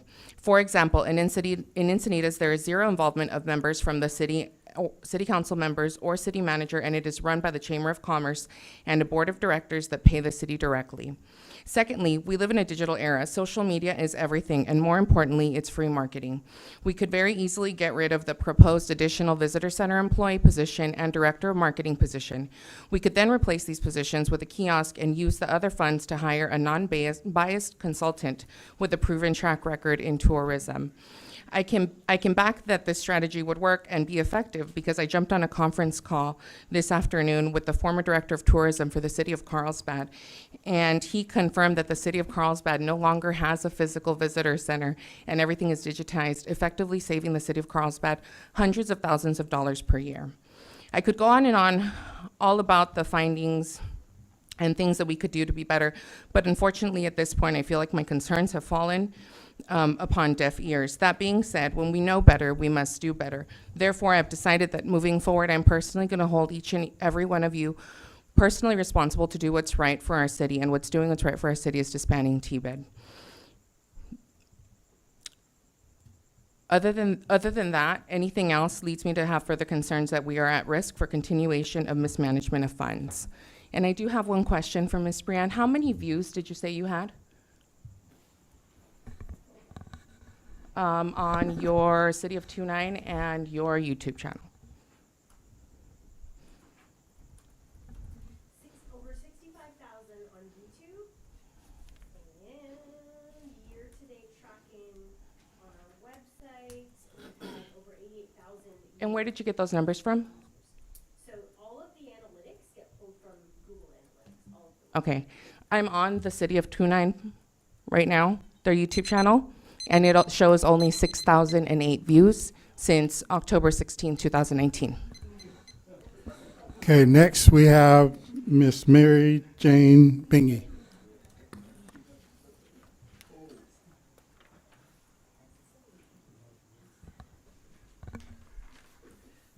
Good evening, Mayor and council members. I heard, Frank, you said that maybe we could all get together, maybe some citizens group and the council and the T-bid, and come together with some ideas, and I think that's a marvelous idea. And that's why I am asking you to not accept this proposal tonight and give an opportunity for this new maybe committee to be formed and go over these budget items, because I'm with Vino. I think the employment is way too much. I mean, you're only bringing in $475,000. You are spending with all the fees and everything. You're spending almost $200,000, $180,000 on employment, and then all of the videos and all. I mean, I'm all for videos and media and all of that sort of thing, but I really question a second person. I mean, if you're going to have all of these outside entities, what do you need another inside person for? So I question all of that. And I would hope that you don't vote on this and that we can all sit down and work it out and discuss it. Years ago, when the mural project started, and some of you don't need a reminder, but some maybe don't know, we had 500 people when the war started, and there was 500 people left on the Marine Corps base. For so long, we had depended on the Marine Corps base for our income, and we were looking in that direction. We were looking north, and all of a sudden we said, what can we do better? We turned our division to the south, and we saw Joshua Tree National Park, and we went for tourism, and the tourist dollars spent 7 times.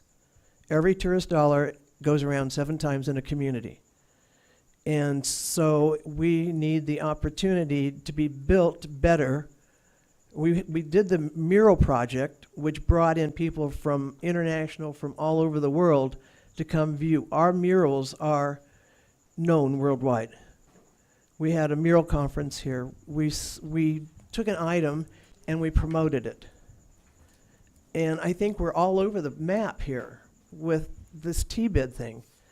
I don't think there's a direct line, and I think that needs to be, I think we need to get our ideas together and get an idea and go for it, just like we did with the murals. Thank you very much, and I would like to be on that committee if it's formed. Thank you. Okay, next we have Eileen Leslie.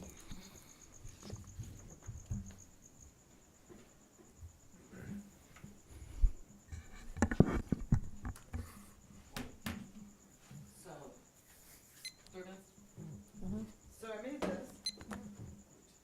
because I always do the same thing when I come in here, and I thought I would take a different approach tonight. And then we changed the budget, so it almost doesn't apply. So I think I'd like to talk about the bottom half, because we know I've met with each of you. You've given me your time. I really, really appreciate that. I also spoke to the outside expert that Frank is referring to. I spoke to her for an hour and a half. I highly respect her. I don't for this situation. There's other experts that have been consulted. I think with her performance with regards to how she did the analysis for Project Phoenix and what was going to come with that with regards to tourism and future business, it's a little lackluster. So I don't think that maybe we should go that way.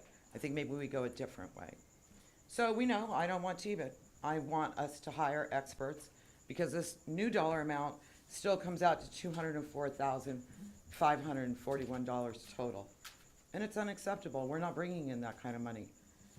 If we were bringing in that money, this would be a different discussion. Part of the problem with the discussion tonight that I heard was a reading. I don't want to hear a reading. I've heard that reading at every single T-bid meeting that I've gone to.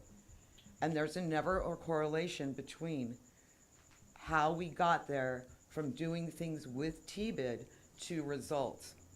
So I only have 2 things to thank for the tourism in our city. That's our beautiful national park and our Stars and the Conservatory.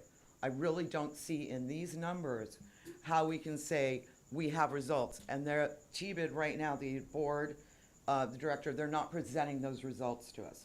So I have a simple proposition: we get rid of T-bid. It's very simple. The world's not going to end. We take our reserves. We have $560,000. I know that there was a meme out for 530, but no, it's always been 560. We rent the visitor center. It's only making $500 for the year. That's ridiculous. Let's rent it. I'll rent it for you. I have 30 years property management experience, and I'll do it for nothing.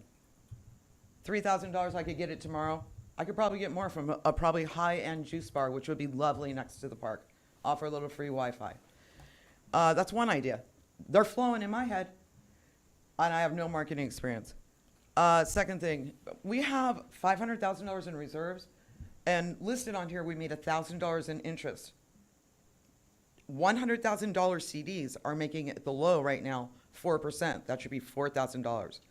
I think we could probably get $5,000, and we should probably invest too. That's another $10,000. So now we've taken our 560 with our 36,000 minimum, $10,000 on 2 CDs. Let's shoot for 5%. And then I definitely think, well, I think you should have all the money now at the general fund, but I think it has to be earmarked. And I've made that really clear with all of you. The $120,000, it's already been earmarked for events. So I think it still goes to events. That's only right.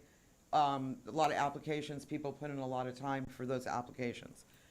Then we go to the next thing. 50 grand right off the top, an expert. And then I have gone and looked into the digital kiosk. We can probably lease it. It would go at Freedom Plaza. So many tourist attractions within it. And I would add that we can probably get programmed into it a safety feature, which I think would be nice for anybody who actually wants to hit a trail that's a little bit off the regular beaten path. That's And I 3 thank minutes. you all very much, so much. I appreciate your time we spent all together this week. Thank you. Okay, Rakesh.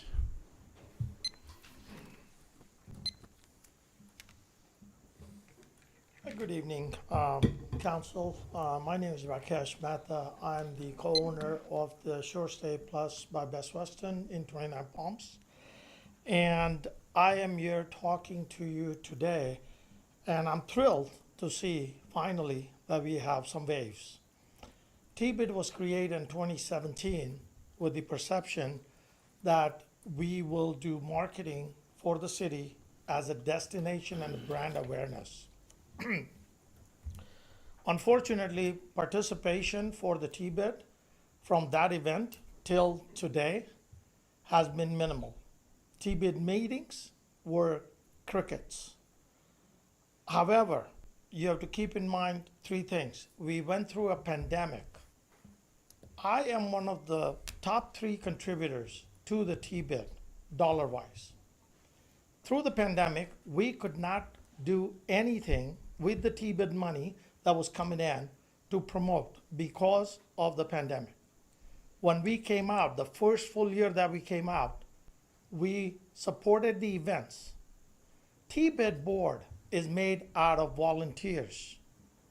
We were soliciting subcommittee members, we were soliciting residents, and we were soliciting from city employees any ideas, suggestions, or comments for events that can help promote tourism for this destination. The numbers that you're seeing in front of you represents my hotel as well. And those numbers don't lie. In totality, the TBID is supposed to do what it's supposed to do, which is create awareness for a city, for a destination, not for an individual hotel owner or an individual vacation rental owner. One person, depending on their style, might be doing success really well, and the other person might be tanking it. That's their personal, preference and management style. TBID is not responsible for that. Before the TBID, there was 9% TOT that was going into the city's general fund. How much was allocated for tourism improvement or tourism marketing? 50,000. What has that gone through to TBID? We have gone from 170,000 to about 360,000 now. This is tourism money that is being spent only for tourism. Is everything perfect? No, nobody's perfect. However, volunteers are soliciting information, and instead of working in a cohesive, in an amicable manner, we have business owners and other non-contributors that are poking fun and poking at the T-bid. I am all in favor or not in favor depending on the allocations. In conclusion, I would like to say, if the T-bid is dissolved, it don't affect my business, but where will the money come from? If the city has allocation for that, get rid of the T-bid. Otherwise, continue the way it is. Thank you. All right. So I have no more green slips. Gonna bring it back to council.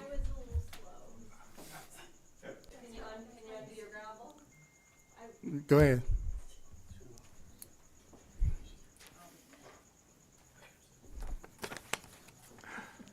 Thank you. Sorry for the late warning. I just wanted to say that there's many people in the audience tonight that I truly respect. And I'm feeling the pains that they are when they're calling to disband the T-bid. And although I have my own concerns about some of the funds and where the budget has been going, I think we're all getting a taste of that. But I still see the benefits of the T-bid because I remember marketing under the city umbrella previously. And much as Rakesh was just explaining, I think that there's growth to be had. And with this new revised interest between business owners, hoteliers, VHR owners, people in the audience, I think we have a chance to do something. It has been crickets, myself included. I didn't go to T-bid meetings until like probably this year. And that's true for a lot of people. So now that the community is more aware of what's going on, maybe we could come together. So I think that's a great idea to have a subcommittee. It's an ordinance. You guys can change your ordinances. We do it all the time. Maybe more people on the board, some at-large, consider some business owners to join in. There's lots of ways to approach that, and I would hope that you take that under consideration. And, you know, maybe appoint the appointments, have terms, and, you know, just really try to, there's people in this audience already, you can tell the passion. I don't think that previously we had an issue by getting, like recruitment was difficult. I don't think recruitment's so difficult today. I think recruitment's there to get people that are interested in the T-bid. So I hope that it's not abolished, and I would like to see things reformed. So, thank you. All right, this time I'm banging it for real. All right, council comments? Excuse me. Yeah, I have a few different things here. I heard one comment where a person said we're the only city in 29 in the Morongo Basin with the T-bid. Yet a lot of our tours go to Joshua Tree, and they don't have a T-bid. And so, as part of my research, I made it a point to actually drive every franchised hotel in 29 Palms, and I did this at nighttime, and I got a sense of who was there when I met with some of the guests.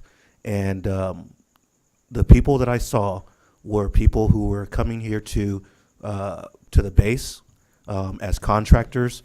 You could tell just by their vehicles. 60% of these parking lots were contractor vehicles. And so I don't see tourists going to these hotels. And that's it for now. Anybody else? Well, obviously, if this was started in 2017, this is 2023, and we had a pandemic in the middle of it. There's no way we can do business the same as we did at the start. And like the president said, before, was it last year or the year before, you didn't have anybody at your meetings, right? I mean, did you have anybody there before? None. So all of a sudden now there's this big commitment. Please don't interrupt me. Thank you. I don't interrupt you. Please don't interrupt me. Thank you. I'm not saying there wasn't a large amount of people. That's what I'm asking. But he said there wasn't much participation. So when we do our strategic planning, since we started this when I was on the council, it's grown every year how many people come to our strategic planning and come and give their opinions, and we listen, and they don't have, we don't have to listen. It's not limited to 3 minutes, and we can actually have discussions. So, the idea of us doing a strategic plan is, in my opinion, it would be the best for this, this program, because if you have a program that's been going on that long, you always analyze it. We look like tonight, we changed some ordinances, we changed some different different codes, and because it's a living I don't know what is it, we on the planning commission we called it's just living and breathing is what it is. You're changing it all the time, so there's no reason why we can't look at this and just to say tonight, just like, no, we don't want it anymore, and not at least look at how we can salvage it and how we can make it be better. I think they've had good results. I think they've done a good job. Can it be better? Yes. So that's my suggestion, that we really plan on doing a strategic plan. Now, can we do that? Did we find out if we can extend this 3 months before, or do we have to vote this today and then? Because actually, if we do this today and then the vote goes out to the members, correct? That's right. Yeah, And so it's a two-step process. So today is the intent to levy. Then we would post it in a newspaper for the next meeting, whatever the next meeting date is, September 13th, I think, or something, September 12th. Then we would notice it in a newspaper, send letters to all the hoteliers, and then that's the big meeting. So would it just go to the hoteliers? And VHRs, everybody who contributes. Well, my problem with this is that I'm not really a fan of forcing people into these type of relationships. As I'm looking here, and I see a lot of these franchise hotels signing off, saying that they don't want to be a part of this T-bid, I cannot, in good faith, force them into this relationship. I think it's a little absurd, to be honest, to make a move like that. But if there's some organizations in this city that want to do their own improvement district, they can do that. They can form. If it just wants to be the VHRs, if it just wants to be the businesses on the west side of town, you can craft a bid any way you want to. So why are we trying to force hotels into this relationship when I'm looking at all these hotels saying no? Well, we have more than 6 hotels, but I see where you're going with that. But if they're going to vote on it, then, I mean, if they have enough votes to vote it down, the negative vote, then it's a moot point what we're doing. Because if they vote it down, then there is no T-bid. So it goes to them. And if it's yes, then it moves on, and then we can discuss the strategic planning. Or that's what I was asking. Can we extend this the 3 months, and then we have the strategic plan before we vote on this? And to see if we can come to a common ground, because it's really you can feel sometimes the tension, and obviously some folks are here because they were asked to be here. I mean, it's obvious. So that's, is that our option, I guess, is what I'm asking. Potentially you could. Legal is still looking at it as it relates to a short-term period as opposed to a year. So 3 months obviously is a possibility. So, I have a question.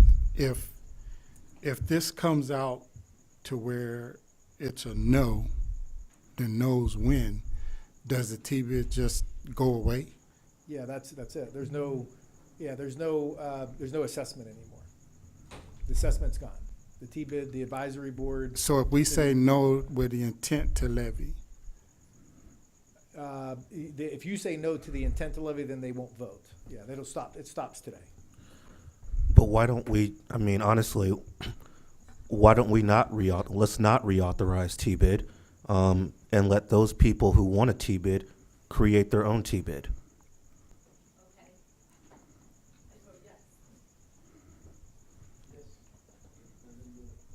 How does that work?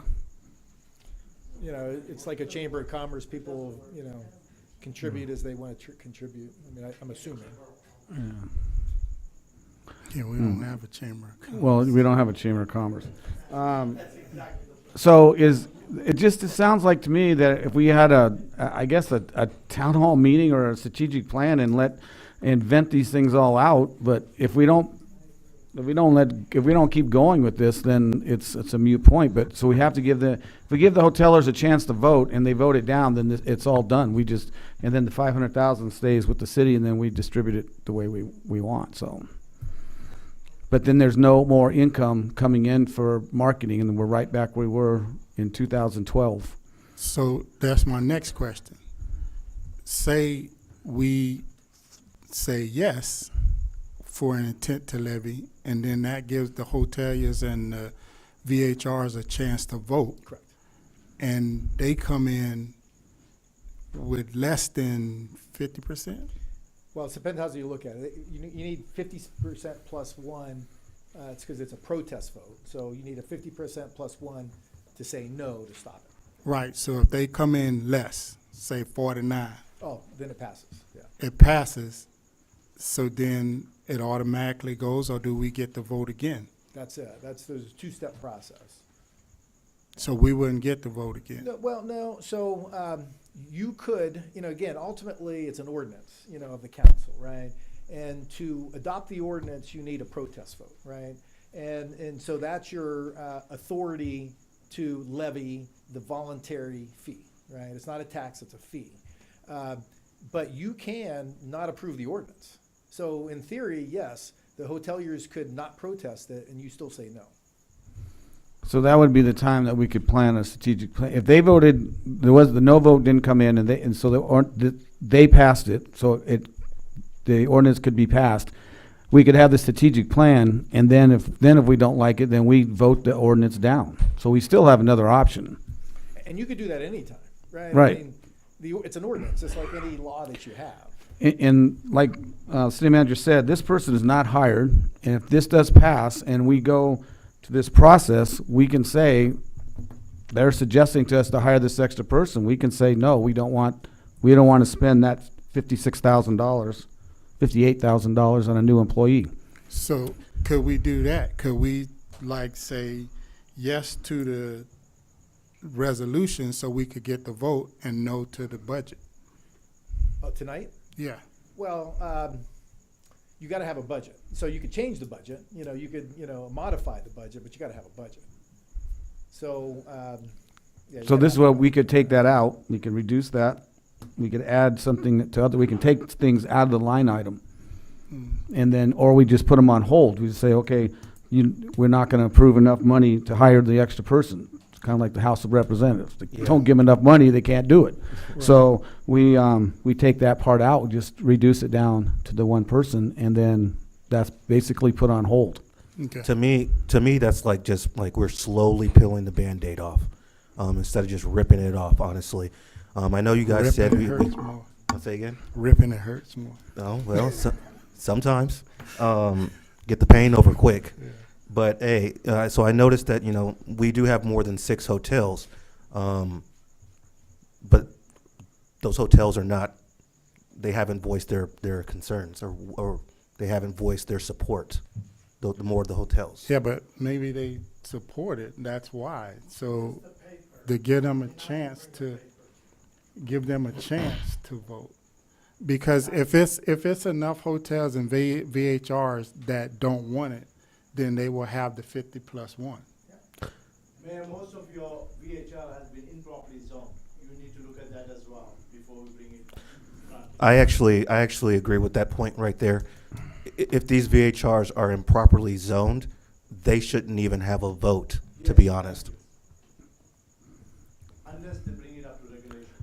Well, they're still on it, so I mean, they get a vote.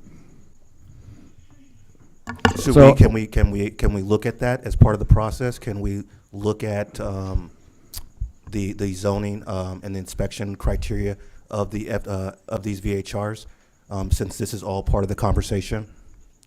But that would be a future agenda item that we need to look at as far as our vacation home rental ordinance is concerned. I think it's connected. I think it's connected to this conversation.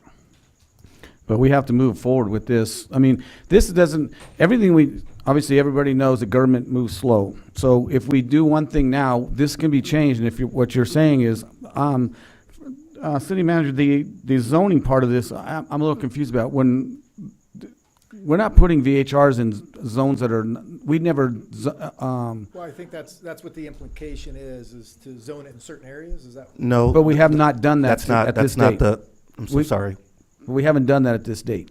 No, I understand. Let me clarify. I've been doing a little bit of research on this myself too.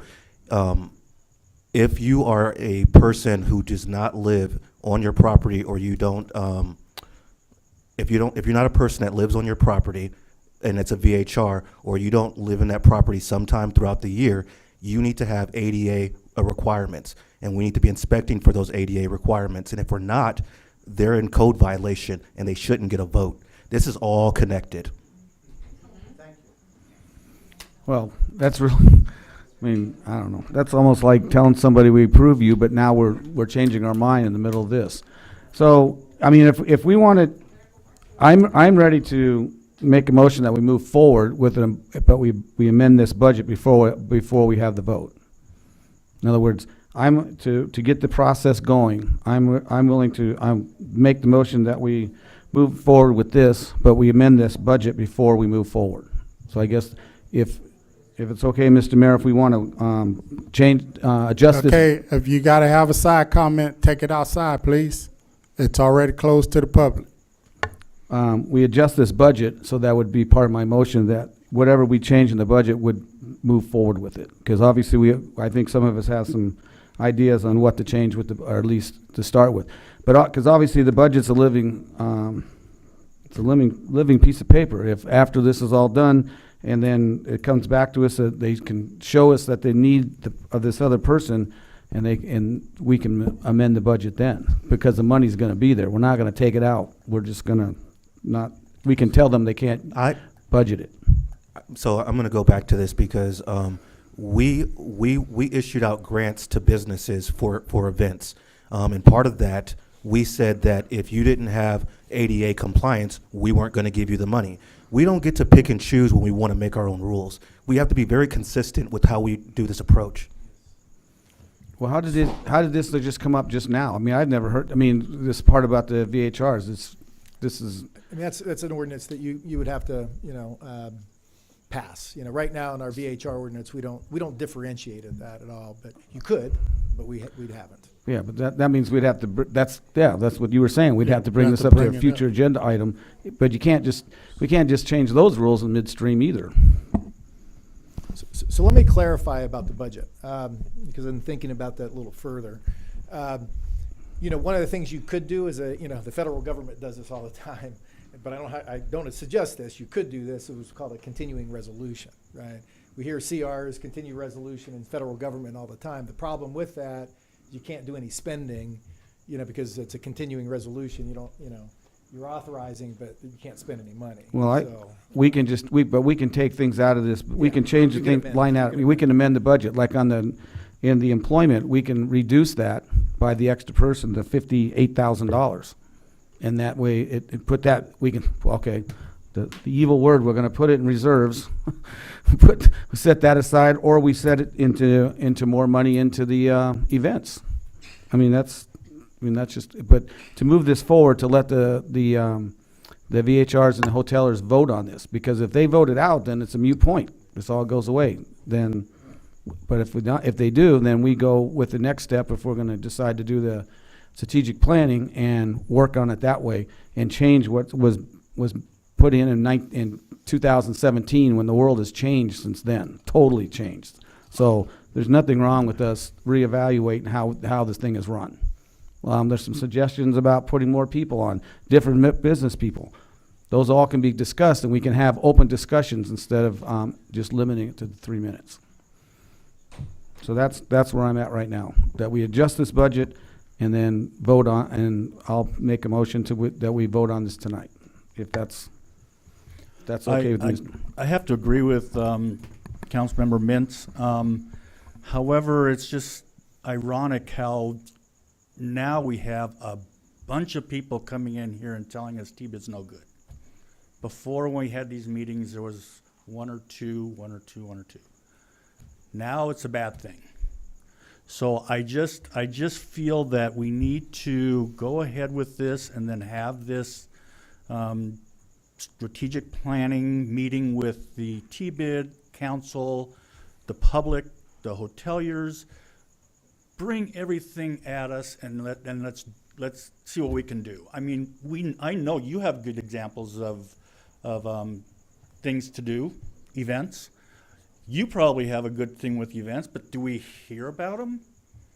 We're hearing about them now because they have the list and they're going to put that into, and that's another thing on the budget. I think we need to make that 120 up to 175 and get more of these events going. But T-bid's gotta go along with it, the hoteliers gotta go along with it, and the community's gotta go along with it to make T-bid work. If it doesn't, if you guys don't wanna work together, next year when it comes up, then maybe it's time to go. But I just like the gentleman said, it was crickets, the meeting, for many, many, many years. And now all of a sudden we have, the place was full from what I understood. And I just feel we need to give it one more chance. And if it doesn't work, then so be it. On us council members, we did the wrong thing. But I believe we need to get together as a community and work things out.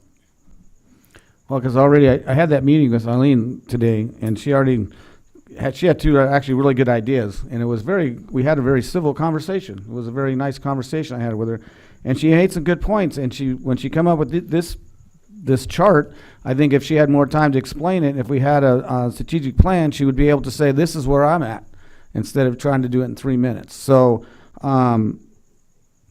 there's already things out there, and some people care about what's going on with this, and that's great because we want the community to prosper.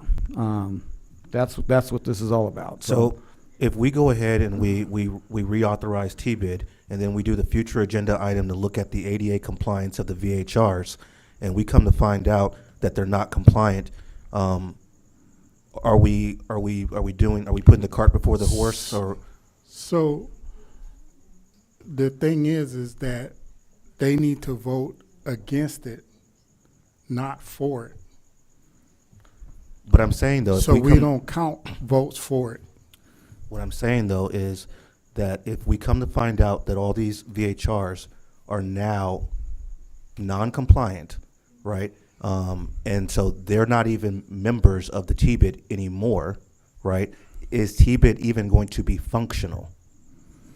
Well, as far as right now, our ordinance says that all of our VHRs are legal, correct? Okay, so that's what we're going on by tonight. Now, if you want to, because this is only a 1-year process, so it would take 6 months for us to do that.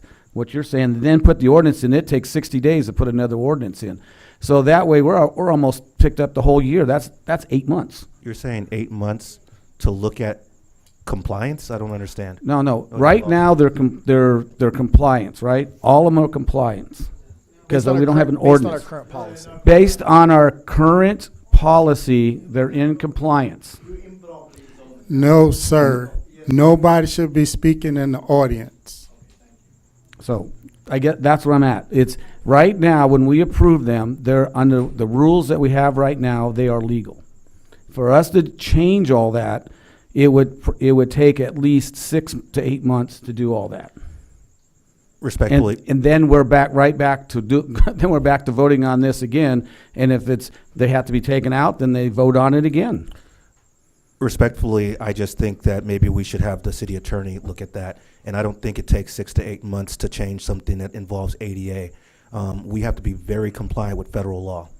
And what I can do to the council, just reply back to you tomorrow, again, with information as it relates to the city attorney and ADA compliance, if there is a requirement, which we have not written that in the policy. So anyway, I'll follow back up with the council tomorrow. Okay, so then we still have time because they're going to go to the vote, and we still have to approve the ordinance. So we still have time to, but that means we'd have to change. I mean, this is the first I've heard of this. Anyway, so that's you know where I'm at. Amending this budget, and then I'm ready to make a motion that we approve this so they can move forward. Okay. What's the But what is the resolution number? Oh, the amending the budget would be to do the whatever the salary would be just for the one full-time employee. one full-time and one, so the two, Well, because there's two current, there's a Right, full and a part. yeah, I'm not want to fire the person. Okay, So, yeah. no, I just that, so the budget has changed where there's not enough money to hire a new person. Okay. And then, as far as for the event sponsorship, I'd like to see that, raise. You were saying, what'd you say, 175? I said 175, but I think 200,000 would be a better number. It's even. We can get a lot of events done with that.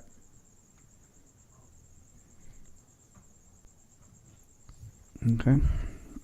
And I think that was the only really, because obviously the benefits part of that, that's all gonna be adjusted down. That, I don't need to, I can't Yeah, it's, calculate that right now. That's, you know, it's 57,612 Right. with benefits and Well, I everything. said, yeah, 58. So basically, we'd be taking 58,000 out of salaries and then add $80,000 to that event. And if we don't have enough events, or the events isn't what we think we want, then we're not gonna spend the money. It just sits there and then it rolls over, because obviously in our government, we don't take people's money or make them spend it. We let them roll it over, so.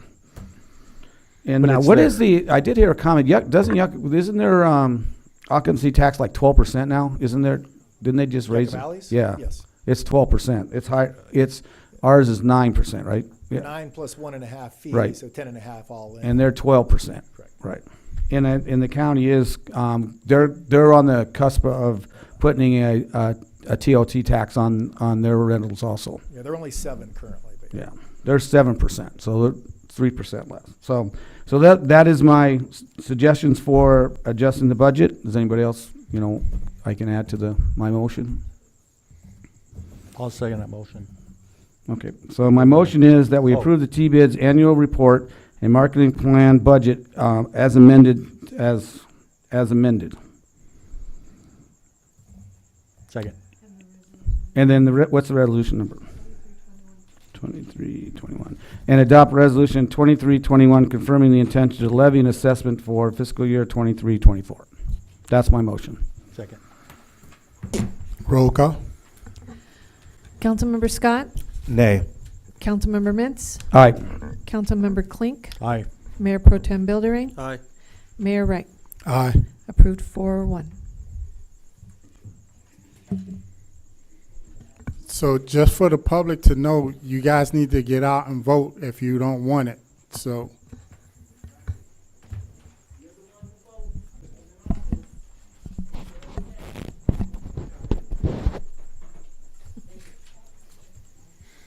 Oh, shoot. I still got to do public comment.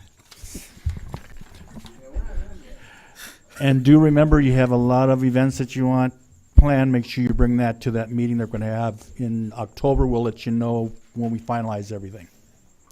Okay, so next we have future council-initiated items. And you want to do the... Yeah, I'd like to make a future item request to look at the ADA compliance for VHRs within city limits. Second. Okay. Got that, Frank? All right. Public comments. This is the time for the public to address the city council on issues within the jurisdiction of the city council that are not on this agenda. All comments are to be directed to the city council and shall not consist of any personal attacks. Members of the public are expected to maintain a professional, courteous decorum during their comments. There's a time limitation of 3 minutes per person. If you haven't already done so, please fill out name and address slips and give them to the city clerk. The city council is prohibited by state law from taking action or discussing items not included on the printed agenda. Public comments on specific agenda items were deferred and considered on those agenda items. All of them too? A bunch of it. Okay, I got April Ramirez. I'm gonna lighten the mood just a little bit, you guys, or a lot, whatever. As some of you guys know, I'm the new president of the PTO for Oasis Elementary, which I'm really excited about this year. We are doing on Friday our first PTO mixer, and we're calling it Nacho Average PTO. And I'm going to have a nacho bar, and it's going to be great. What I'm really looking to do is I did a lot of research in the census, and I did a lot of research within the community, just talking to different parents there. And I'm really looking to empower these parents because a lot of these kids come from at-risk households. And so we're trying to plan monthly events, and I just kind of wanted to let everybody know, take this time if you have kids or grandkids at Oasis. You know, and we're starting off with things like, you know, I'm a nurse, so I can certify people to learn infant and child CPR. And those are the kinds of activities that I want to have other than just your average bake sale and things like that. So we have an amazing principal, Dr. Miller, and I just wanted to let you know that Oasis is on the rise for really good things this year. That's all. Thank you. Thank you. I got a chance to visit Oasis with Dr. Miller, and she talked about a mentor program. So please kind of look into that. I encourage the community to do it. Actually got me a kid I'm mentoring now, so good. Thank you. And what date you said those nachos were? Friday. All right, okay. What time? Yeah, what time? What time? At 5. Oh, right, 5. I have a great niece there, so I guess I could. Okay, nachos. Oh, I'm gonna come as the mayor. Check it out.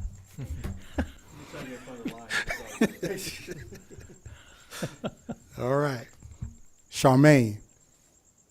I'm done, sir. Thank you. Okay. Cindy Bernard. Hi, it's late. I got 2 things to say, and then hopefully we can all go home and have dinner. I'm asking again that the city encourage transparency and involvement by live streaming and recording committee meetings. For instance, TBID meetings are at 3:30 on Thursdays, which makes them really hard to attend if you're working. It's gotten better, but it's tough. So if they were live streamed and recorded, then people could see what's going on in the TBID and comment on it. But right now, it's impossible. Please make our future agenda. I'm just asking that you consider this, making this a future agenda item so that we can have a public discussion and we can see the council vote on it and hopefully get to the point where there's better transparency with our committee meetings. Regarding events, if we're going to make that kind of money available, can we please improve the process and application so it includes a budget? And I would respectfully request that we have a committee that has resident participation.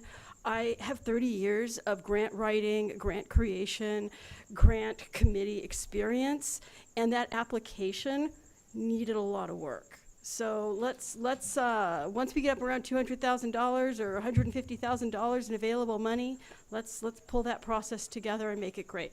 Thanks. Mr. Joseph Carter. You know what? Everybody have a good night. All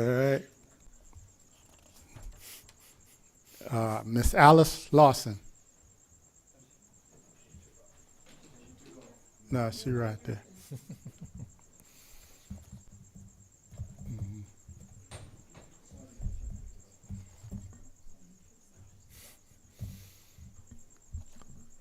I'm here to ask the council today if they could take time out to go down and look at the kids as they're walking to school over on Sunnyvale and Sun Valley, and they cross in El Paseo, and see how many children are there. That needs to be a 4-way stop, because my street, you get on my street, and it goes all the way around to Sunnyvale.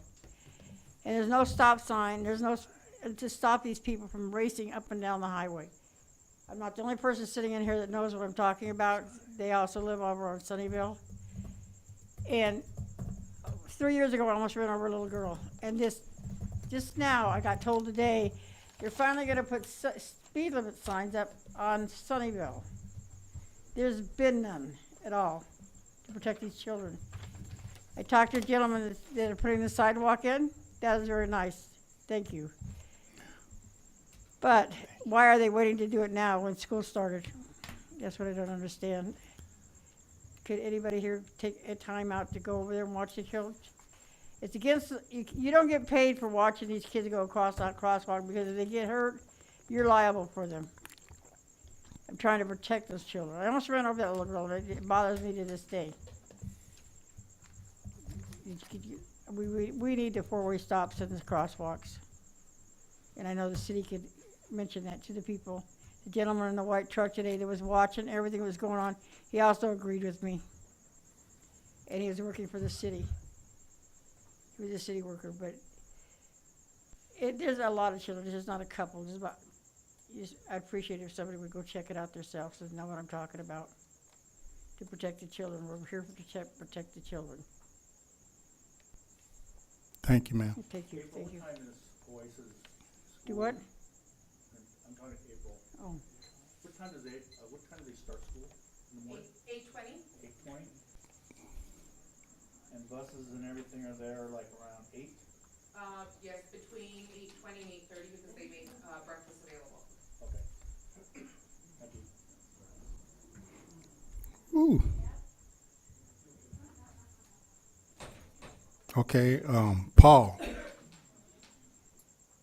I don't know how you say that last name, sir. Thank you, sir. Thank you, ma'am, and thank you, gentlemen, for giving me the time. I recently realized that I'd been remiss in expressing thanks to God and the Theotokos, Mary, the local fire brigade, the constabulary, and EMS people here in 29 Palms. I am on my 35th residence and 15th country.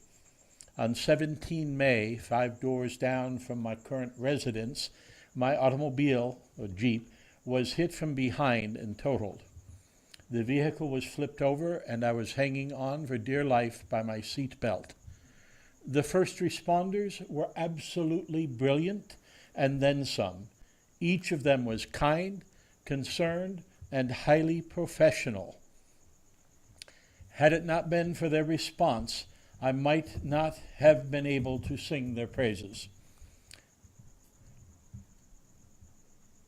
I was cut out with the jaws of life and taken to hospital. The vehicle was towed away. Again, my appreciation to the local constabulary, the fire brigade, and the medical services personnel, all great people responding quite properly and kindly in my time of need.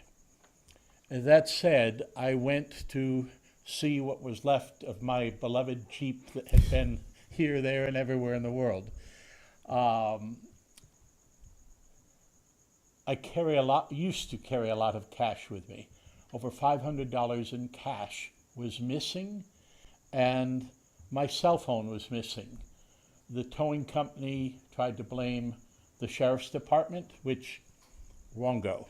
I argued with the owner of the towing company and was able to prove that the towing company, indeed had my cell phone. Later, another tow truck operator showed up at my residence and delivered it. I filed a report with the sheriff's department, and they've investigated, and apparently that towing company is, at least for the time being, on some sort of suspension. I would urge anyone in the city who has had negative dealings with this company, and between talking with the sheriff's department and the California Highway Patrol, I've understood that I'm not the first one who has had that type of experience. And I appreciate the speed with which the local police officials investigated and took action. And I would urge whatever authorities, and I'm not sure how you operate here, to ensure that a company like this is not able to take advantage of someone else there I am hanging on for dear life. And again, everybody, your fire brigade, your sheriff's department, your emergency absolutely superb. And I think it's ironic that I've traveled literally from the top of the world to south of India, etc., and 5 doors down. But again, give yourselves and your medical, fire, and police a pat on the back. Thank you. To Sheikh Arkadesh. Thank you.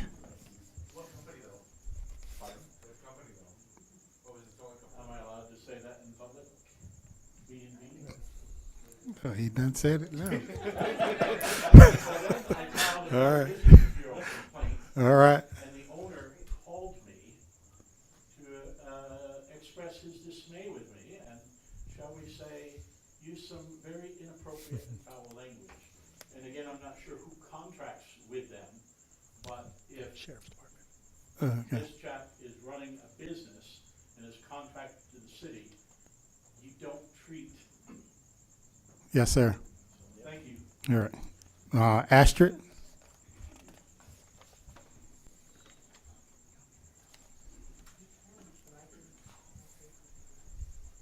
I know Jen DeFalco is going to speak and give a good presentation, but I'm here also to change the mood and to thank everybody here for the just wonderful response that we were able to do for the homeless during the hurricane.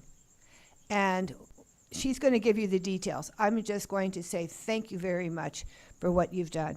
And we were only able to do it because you partnered with us. And we really do appreciate it. So what I'm talking about is that, how many did we, 50, right? Or 50 or more? She's going to tell you the number. It's well over 50. And we were able to do that because we knew we had your support. We were very generous. We started in Yucca Valley and Joshua Tree. So we're going to explain that portion of the homeless Arch is going to cover. And that we had an arrangement with Frank to cover 29 Palms. So she's going to give you the numbers for that. But lo and behold, on Sunday, I don't even know how they knew about it, but Carrie from the county said that they're going to look for ESG funding, that wonderful ESG funding that I couldn't find, remember, for a year, may appear and may be able to help us out. So I don't know, with the county, you never quite know how long it's going to take to do anything. But I am just so grateful for the opportunity to actually reach out. And the homeless all were grateful and said thank you back. Bye. Thank you, Astrid, for what you did that weekend. I know you were up late, midnight, so thank you so much. Okay, Miss Jean DeFalco.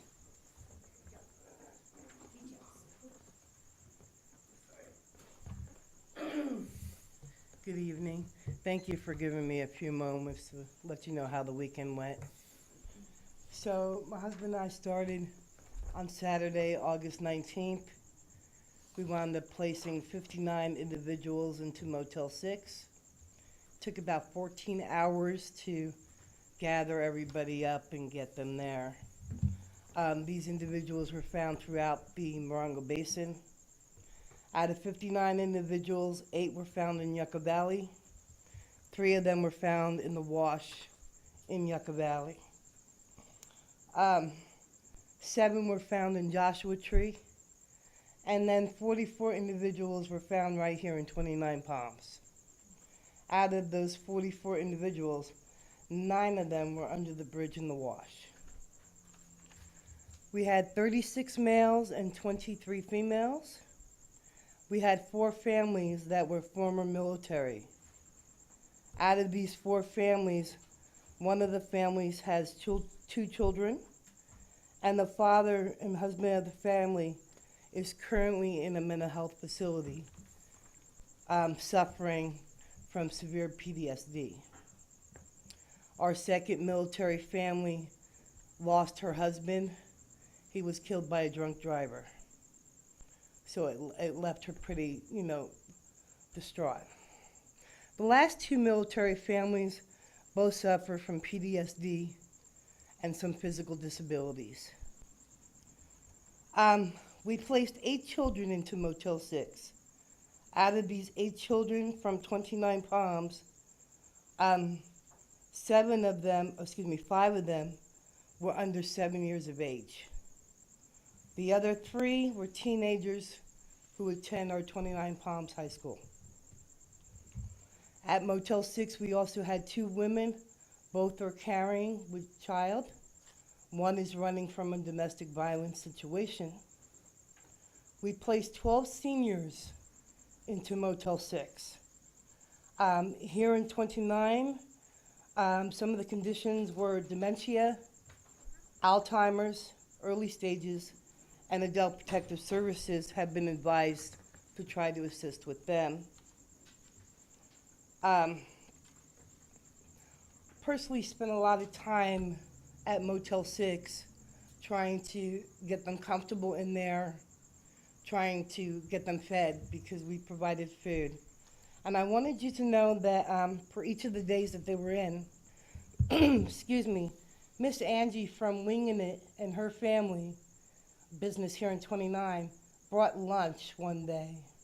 She had her kids and her grandkids, and they provided sandwiches, pizza, oranges, and water.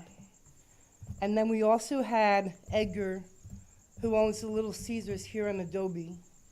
He gave us a discount on the pizzas, and then he donated several. So during the course of the weekend, we had 70 large pizzas, lots of sandwiches, lots of waters, and snacks for these families that were put in there. And then I also just want you to know the amazing staff at Motel 6. You know, you have Susie, Karen, Sarah, and Heather there, and they worked really hard trying to help all the people that we put in there and trying to be patient with them. It's a little hard because you're dealing with so many different type of challenges that they get antsy and uncomfortable. And then last, I just wanted to thank you for your kindness, because it does mean a lot and it is duly noted. Thank you. Thank you. Yeah. Yes, that's warranted. Thank you, guys. Yeah. All right, Ms. Carly Hargrove.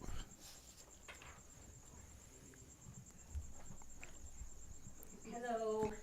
I didn't want to say anything. I keep trying to pull myself out, and somehow I keep getting pulled back in. And actually, it was my daughter who wanted to come today, and I said, "Are you serious?" So a couple of things I want to prove to my daughter: the city is still great. We still have a lot of great things here. I got to be honest, it's really hard living here since 2007. I've seen a real shift in the community, divisiveness. So with some of the T-bid money, can we have a harmony festival or something? You know, because it is so like this. Wastewater, no, we don't want your sewer plant. T-bid, we don't want your T-bid plant. Why? He used to be like Hallmark around this place. You know what I mean? And nothing against anybody and their opinions, because I have mine, because I've lived here for a very, very long time. 4 of you have lived up here way more than 2 years, so you get it. It's just so divisive in the community, and I don't know why. I want to go to the ADA part. Most of your short-term rentals, if they're good owners, the doors are going to be 36 inches. They're going to provide for those people who come. How do I know this? I run a business that employs severely handicapped adults who clean them, and we actually carry products for special need guests, and the hosts, most of them that I know, all of my hosts, will do anything to make that money and get guests into their property, so they're going to go the long way. So the ADA aspect, it's kind of shooting for the moon, but I get it. We can try to, you know, prolong things. I really want to say I feel bad for that young lady, Brianna, who is working so hard. The advisory committee that puts time into it. Hello, we're volunteers. I get nothing for the wastewater meeting, and let me tell you, it's not fun to come up in here and get smashed. So if you're on an advisory committee, it's kind of hard. I got to go with the secular part for that little shower thing. I don't know how I feel about it yet, but that's not my problem. And let's go into hotels. People don't use hotels anymore. It's 2023. They just don't. If you're traveling with your family, you get an Airbnb. Why?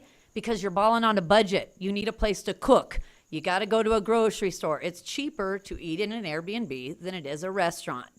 So, of course, it's going to be down at your hotels. Other than that, what else? Oh, there's always opportunities to volunteer. I know myself, July 4th, there was myself, Carrie, and Scott Klinkskow out there picking up trash.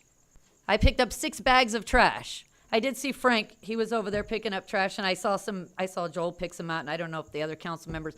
Community members wise, who doesn't hold a position, just me picking up trash at Northsky Park. Yeah, we got lots to say about a T-bid. But where's all the volunteers? I volunteered many times for the city. bring that back. Maybe we can use some money for some volunteer positions. But if you got something to say at every single council meeting, I better see you out there volunteering. Thank you. Next, we have Matt Schrag. Oh, okay. Thank you, Mr. Mayor, members of the council.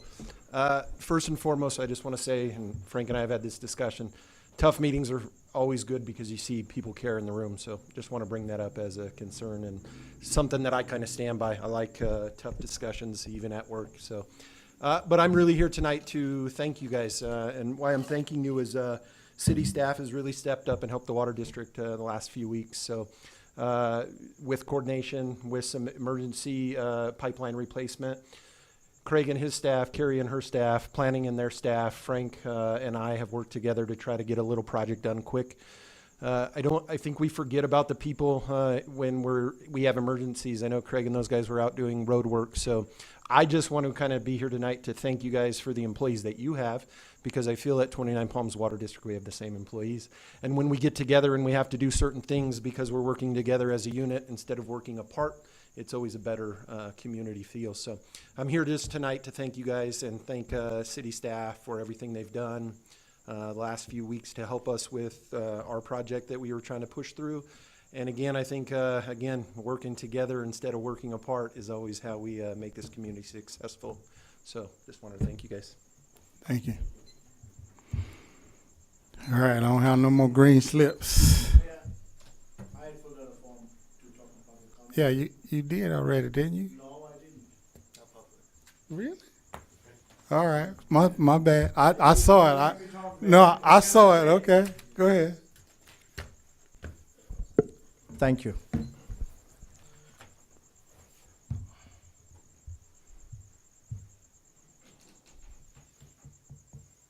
So my time starts from now. Mayor and people in this chambers, I want to make it very clear. I do not belong to any group nicknamed I dislike 29 Palms leadership. I voice my opinion here based on my own personal observation and experience. Mayor, council members, can you all please tell our listening community what is the vision for our society, for our city? When one looks from the outside, the present council board, just 4 of you, have over 50 years of combined leadership. Thank you. But our community is plagued with most people working part-time, homelessness, drug use, and crime is on the rise in our small, close-knit community. Streets are not safe.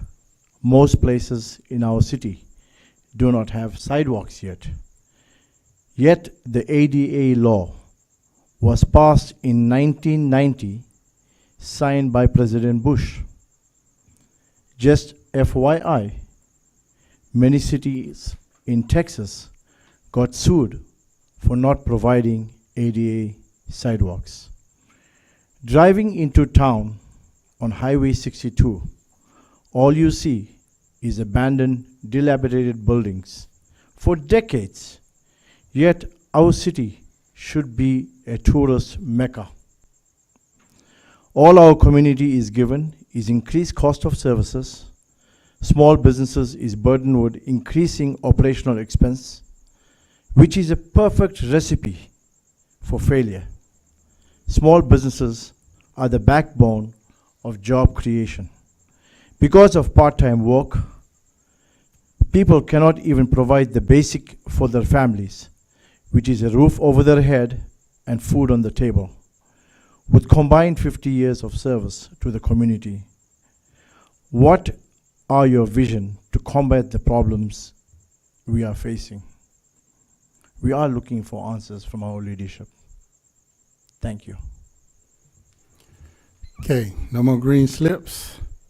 So next we have city manager update. Put And them I'm on the gonna- clock. I'm 1 going to be minute. quick. I'm going to, because it is late. So we just got an award this week. I just wanted to let the council know, very excited about it. Is the council knows, trails are a big deal, right? And through even, I think, current, maybe past the strategic plans, you wanted to continue to develop the trails. So we got a $450,000 grant for design, not construction, design, first step of it, for the Channel Trail going to Lucky Park. So we've got that first phase from Split Rock to Adobe. Now the second phase would be, from Adobe to Lucky Park. So just the design phase thus far, but these are building blocks. Once we can get it designed, then we can go after construction dollars. I know it was alluded to many times today, but I do want to publicly thank, as an organization, the public relies on us to make sure that our roads are clean. And that's, we, from a disaster perspective, granted, earthquakes are definitely there too, but mostly it's floods, right? That's what we see most of the time. And Craig Stacy, Eli Marshall, both of which from Thursday night clear through Sunday evening, late evening, worked most of the weekend. So I just wanted to publicly thank them and their crew for getting called out, to get the roads clear. Also, to our PIO, we stood up our Emergency Operations Center, or EOC, and that's an information coordination, group. Cindy Viescas, our PIO, our consultant, CV Strategies, and then finance, Abigail Hernandez, all of which, stood up that EOC for that coordination and information. I would be remiss if I didn't also, I know, Astrid was here, but Robin Schlosser, she, again, great volunteer within the community, helped, I think emailed me, I don't know, whatever day, said, hey, I'm ready to volunteer to open up our emergency shelter. So she stood up. Then also, I think, I don't know if Nick is still here, but Set Free Church, they came and they stayed the night. They actually went out in the evening and started bringing in homeless that were out on the street. So there ended up being like 20 homeless folks that were in our emergency shelter that night, and all to their good work. So I just wanted to publicly thank all of them. Again, it takes a village, to do all of these things, and it takes a village to do everything that we talked about today. The detectives, and I think that may be it that I'll talk about, maybe sidewalks. Ashton is gone now. I know there's been an increase, burglary, a lot of burglaries out there. Fortunately now, with the second detective, now we'll be able to, have some boots on the ground, if you will, to solve these crimes, to stop them from ever happening again. So that was an important thing today. I know Ashton was beating me up a little bit about it, but I think he's gone now. Then finally, sidewalks. Yeah, ideally speaking, we would have loved to have that sidewalk project, started sooner at Oasis and also at the on 2 Mile. As the council will recall, we bid that out. Originally the bid blew out, because of the inflation we were in, and so we had to rebid it. So we had to change some things. Then it came into the bid, and the contractor, his schedule, their schedule was tied up through the summertime. So unfortunately, that's the way it kind of worked out. They understand school, and they're going to try to bang this out as quick as possible. October is the date, so there will be an inconvenience in the first part of the year. So, and that's all I have. Frank, did we get any, do we have any update on the bridge at Split Rock yet? No, so we're fully designed. We're fully designed on that. So now we run after construction dollars. So the construction dollars for bridges are 88-12. 88 meaning that's the grant. 12% is what we are required to pay. The 12 actually we got from SBCTA. They're paying the 12. So now we've applied, and there was this, I think by September, which is next month actually, it was our first grant that we applied for it. So we should know about Split Rock Bridge next month. But if we don't get it, we'll keep on applying. So now we're fully designed. Now we go after the construction dollars. All right. That's it. Meeting's adjourned.